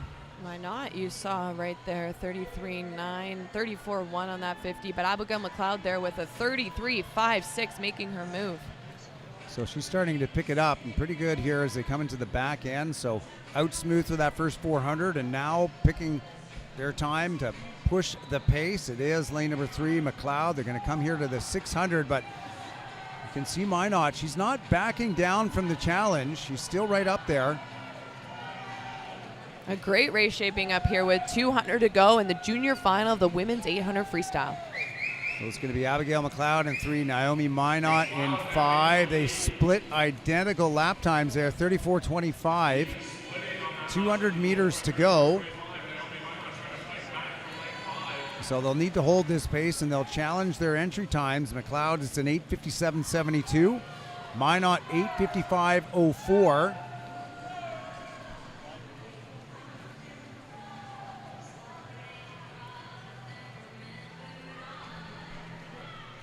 As we're wrapping this up, we will have the award ceremonies for both our senior women and the junior women's 800 freestyle. And we'll give our Bell Performance highlight of the night and get you on your way, because there is more action for 4 days of swimming here, so lots still to come. Yeah, plenty of fast swimming on the schedule. You won't have to wait long to see Summer McIntosh again on the slate of events. Final 100 here. The bells are coming out. The music to your ears as a distance swimmer, but McLeod separating herself there. 33.4 on that 50. Picking it up very well here with the 100 meters left to go. Minot's been pretty consistent on her pace, but McLeod has brought it back down to 33 mids. 100 meters left to go in this one. Minot sitting in second. Third is Orvosky. It's going to be challenging to get under 8 minutes. We'll be able to see our top 3 swimmers right there.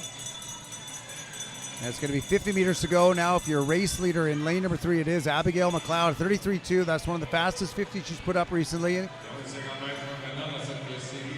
to be close to 8:50.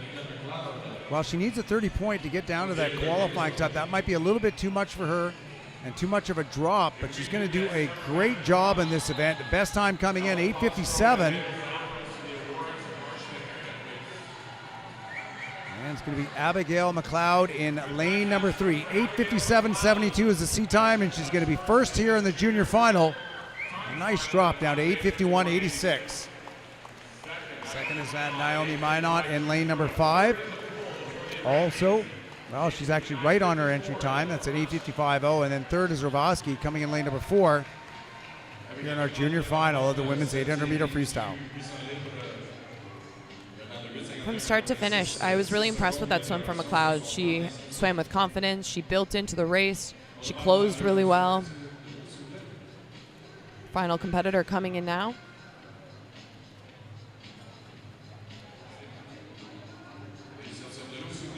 Here we go. Some nice drops all around here in the junior final for the women's 800.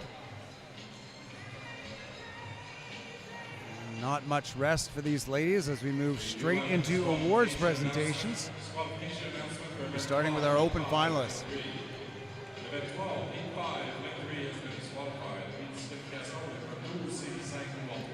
And sadly, as I expected, Abigail did get disqualified in that race for a flinch off the start. So definitely unfortunate to see. But what I hope that she takes away from this is that she's on pace to have a really strong swim. She knows she's in good shape, and she has the ability to maybe break it down in a 1500 later on this meet.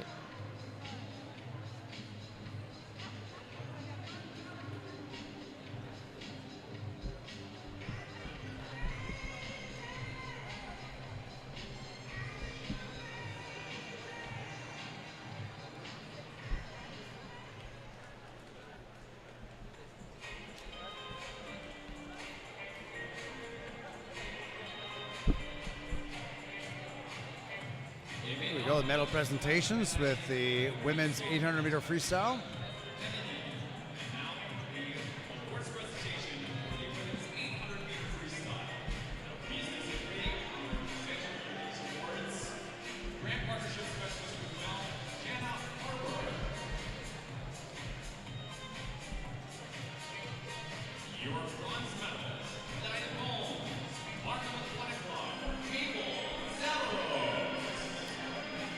Mabel Zavros, good swim for her, down to 8:39 for the bronze medal.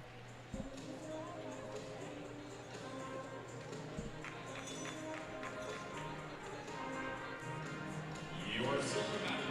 we got one of our juniors. Koskov, she's underneath that junior qualifying standard in the 800 meter freestyle, second overall.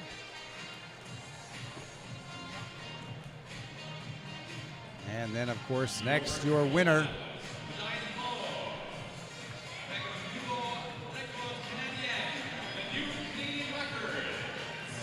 Fantastic swim by Summer McIntosh. Just so narrowly missing that world record mark held by Katie Ledecky, taking almost 5 seconds off of her own Canadian standard.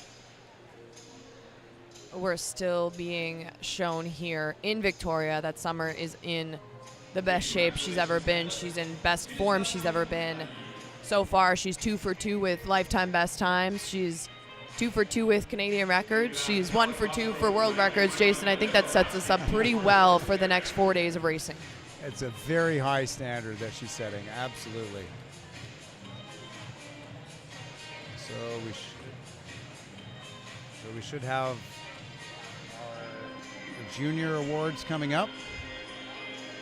Hi, Grandma. Hi, sweetie. I was just thinking about you. Well, guess who I just ran into? Who? Ryan Reyes. I remember that boy. You were real sweet on him. Grandma, no one says that anymore. Well, what would you say? I don't know. I'm low-key obsessed.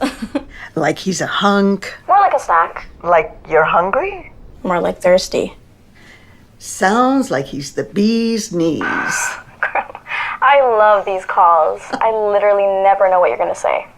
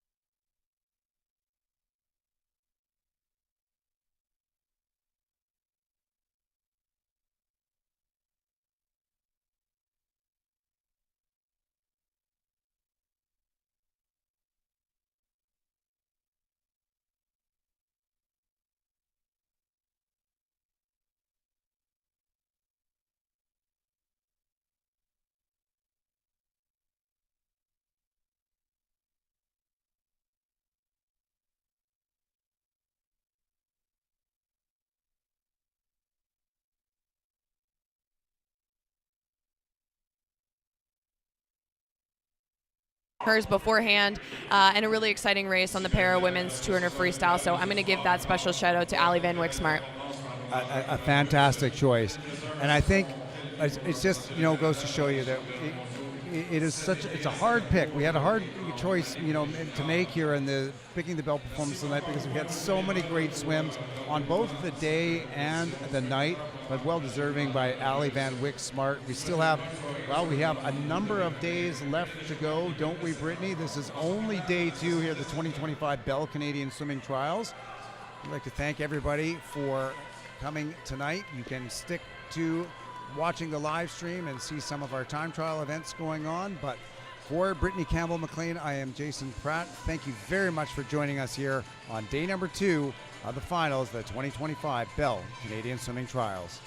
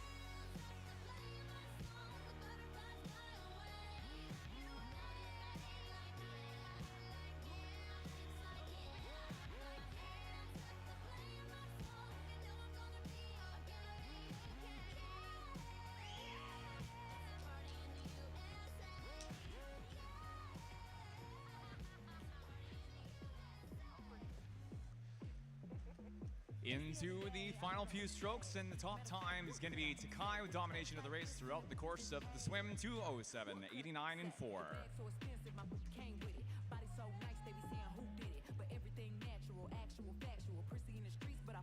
Rule for second and 1, Heat 4 up next. That you kiki with, I bet your jaw drop if you ever see me. I'm her. She. Take a peek, it's me.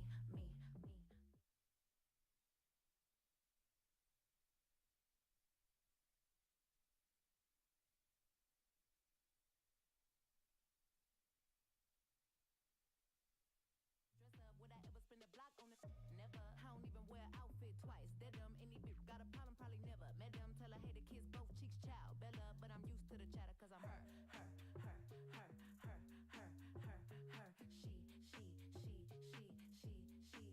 Take a peek, it's me. Tell your friends this her. All this hate giving me a pretty face. I eat hate, that's why I ain't gotta waste. The more hate, more money I'ma make, and the more.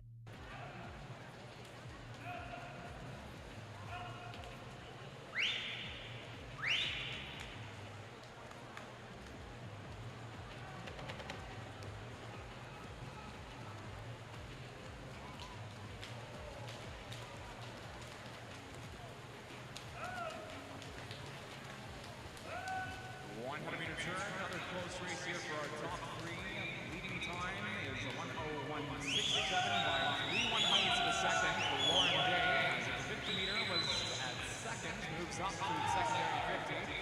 Noss, our previous leader, drops to second. Tennis though at 1:01.70. Turn third between the two. Big Martha, sensing Olympian swimming.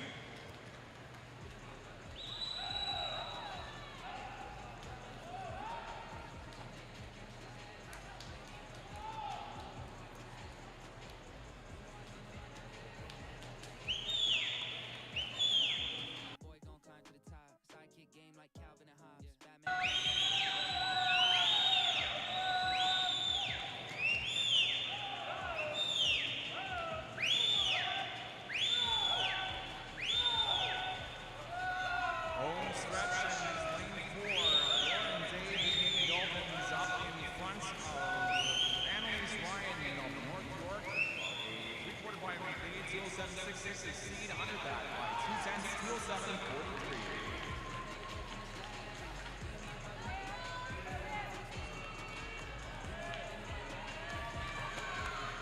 Line for second and 5, 2:08.13. Heat 5 coming next, our final swim for the women's time trial 200.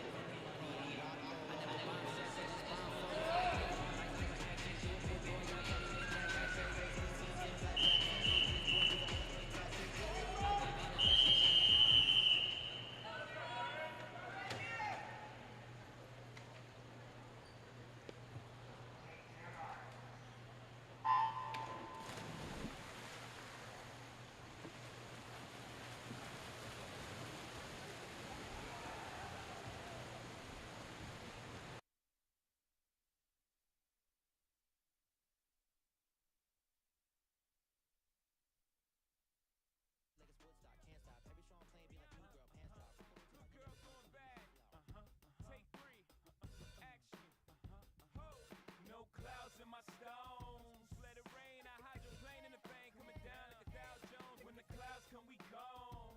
We Rockefellers, we fly higher than weather, and G5s are better. You know me. Overall, the fastest seed in the time trial event. Lane 4, Red Deer Catalina Swim Club's Abby Baller. Seed times a 2:05.68, 2:05.72. Mia Thomas for Toronto is second fastest in this heat. Will be turning third behind our leading two. Baller for first and 4, followed by lane 3.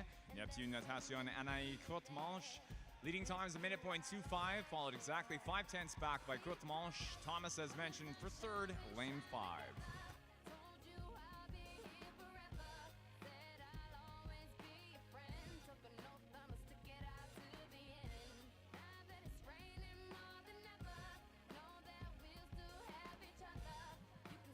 Abby Bowler avec le temps d'inscription le plus rapide, 2,568, seulement 4 centièmes devant Mia Thomas Toronto dans le couloir 5.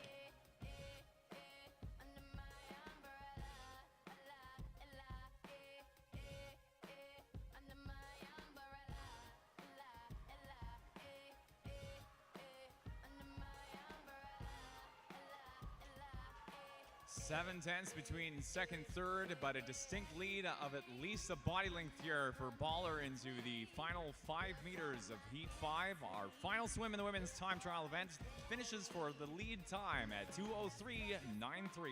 High points in the event.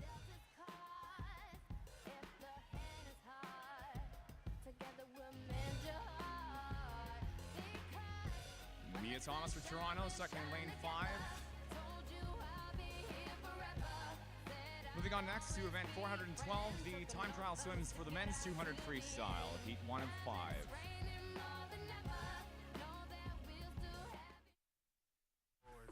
Bang, bang, we gon' ride out. Gang, gang, we don't die out. Want it like this, ain't no timeouts. Tell me who really gon' find out. Rowdy, we get rowdy, rowdy. Rowdy, we get rowdy, rowdy. We be disturbing the peace. Working, we serving the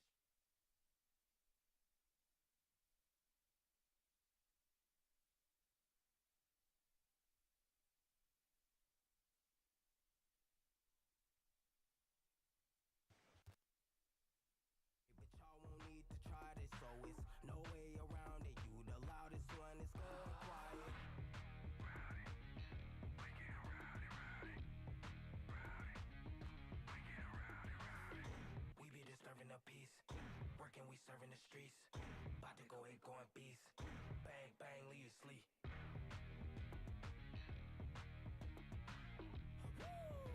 It's go, go, go, go, go, go, go time.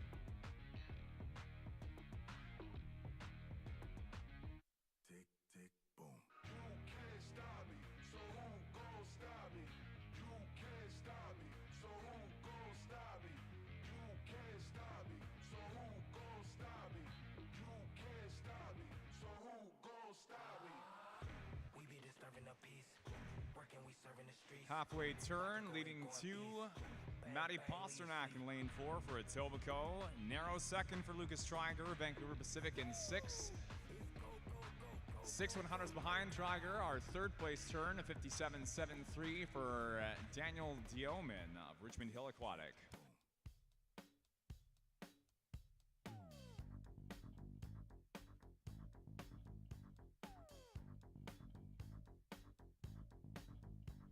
The waves keep on crashing on me for some reason.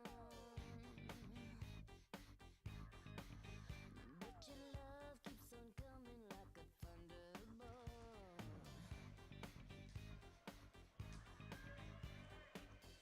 Come here a little closer. Home stretch and a strong finish in lane 6 for Vancouver Pacific Swim Club's Lucas Triger, finishing out a quarter body length ahead of Pasternak. First place in 6 at 1:58.58. Second place finish at 58.96. Pasternak, 4 tenths behind. Heat 2 up next.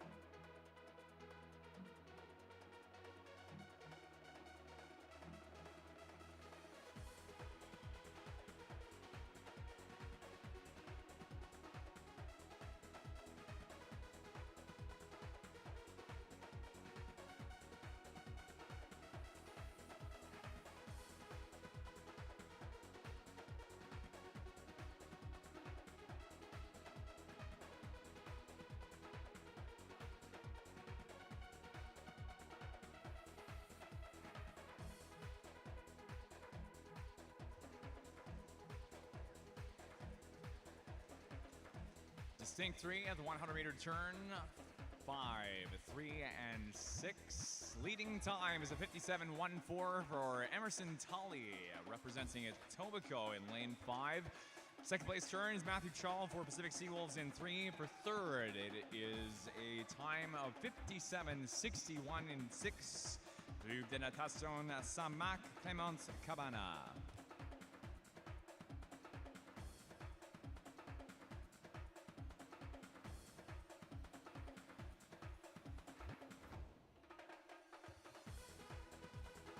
Rotation of our top 3, still all in our top 3. However, it is Chall leading into the final 50 at 127.55.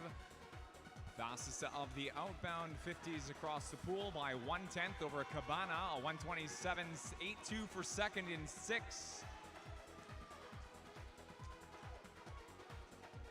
Try hard finish for Cabana, not going to be enough. Chall for first at 57.86.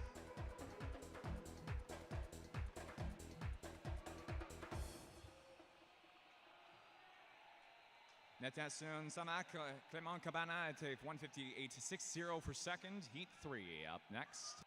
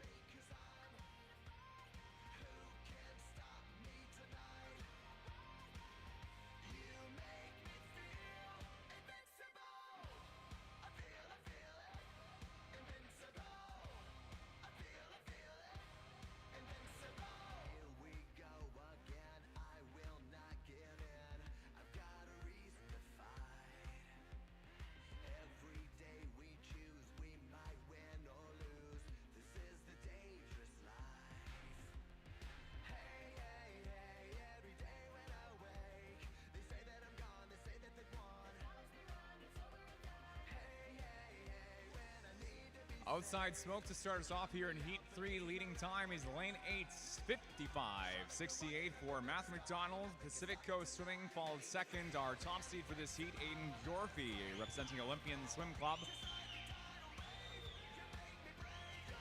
Third fastest into the half turn, lane 7, Swim Ottawa, Samuel Lanka. Shout out to the tie for fifth between Ludovic Brassard and Charlie Keynes at 57.10. Brassard, Natation Saanich, Keynes, Etobicoke in 6.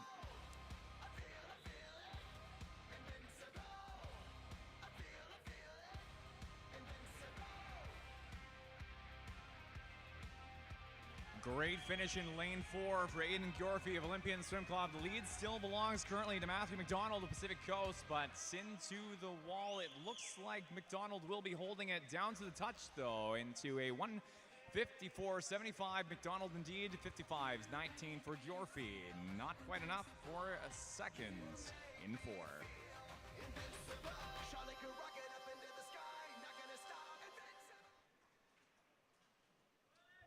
Our penultimate swim up next for the men's 200 freestyle time trial. Our penultimate swim for the time trial session. Heat 4. German whip with a German stick and a German chick while I'm out in Maine. Placing me out there in the beach ass with the chick ass out in Spain. King Kong banging on my chest, I'm global. Running up numbers, money man mogul. We don't chit chat, we ain't vocal. We ship packs out doing up postal. Shake hands with the locals.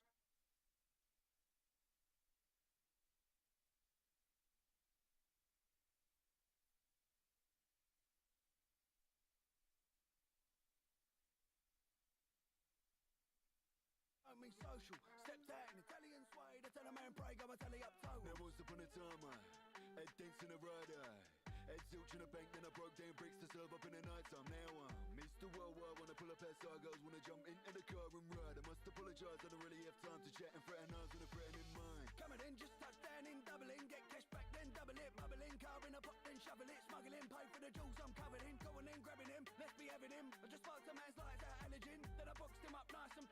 shipped a man next day like Amazon. I just stepped out in Turkey, and I'm feeling 30.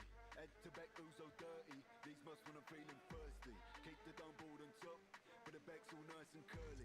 Lord knows I tried to quit smoking, but the 20 decks £1.30. And the 20 decks £1.40. Wife in Gibraltar brought that back for me. Tell her I'm out in Dubai smoking doobies, be back surely. Yeah, and the blood just caught me, slap on the wrist, mate, naughty, naughty. In our fourth heats of 5, the time trial 2 free, leading time 55.93, lane 5 for Milton Marlins, Lewis Lowe. Second place turn, lane 7 is Alex Velisico, Olympian swimming. 56.18 from Velisco, followed up lane 8, Owen Jibb for Pacific Sea Wolves, 56.31. You never would have believed that's what we do. I'm looking a red dot when I ride and shoot. I come and collect what when I'm sliding through. I fill up a red cup like I'm out in you. S.A. out here, low rise in the coupe. I'm out here. Velisico now out of the top 3, at 5th place. Jibb moves up through leg 3, fit 25.97 behind still low at a 25.63.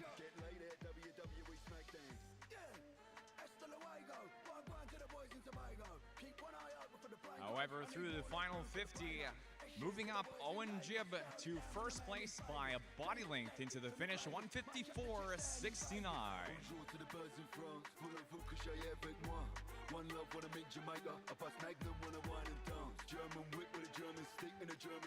Our 5th and final swim next up for the men's 200 freestyle, Heat 5.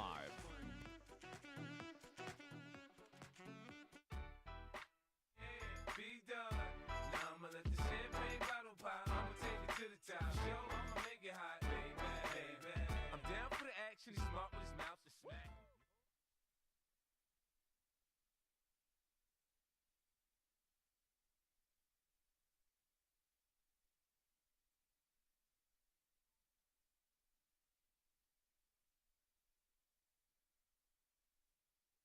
React like a gangster, die like a gangster for acting. Cause you'll get hit in homicide to be asking what happened. Oh no, look who crept in with the 20-inch rim sitting on low, bro.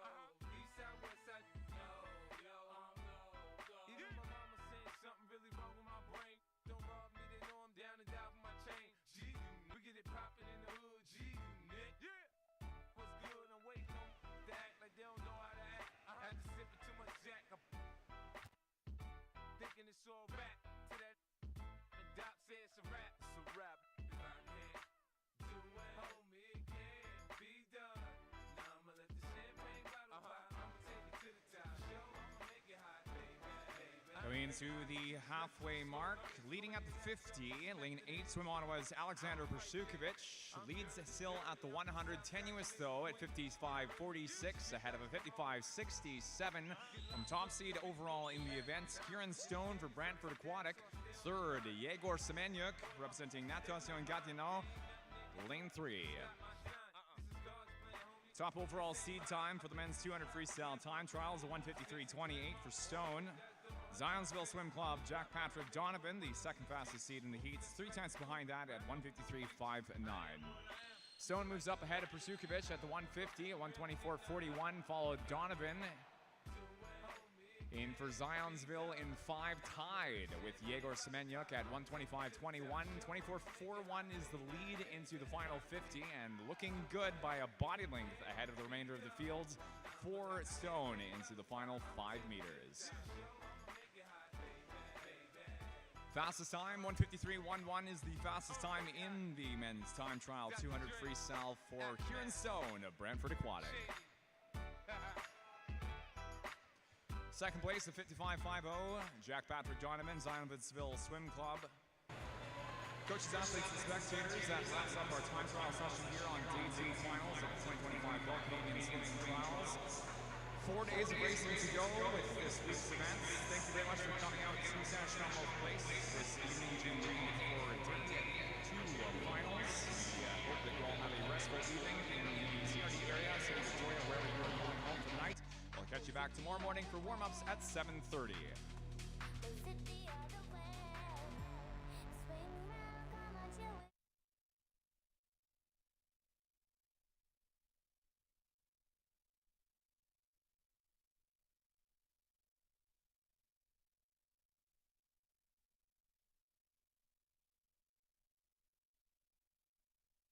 Swimming Canada would like to thank our partners.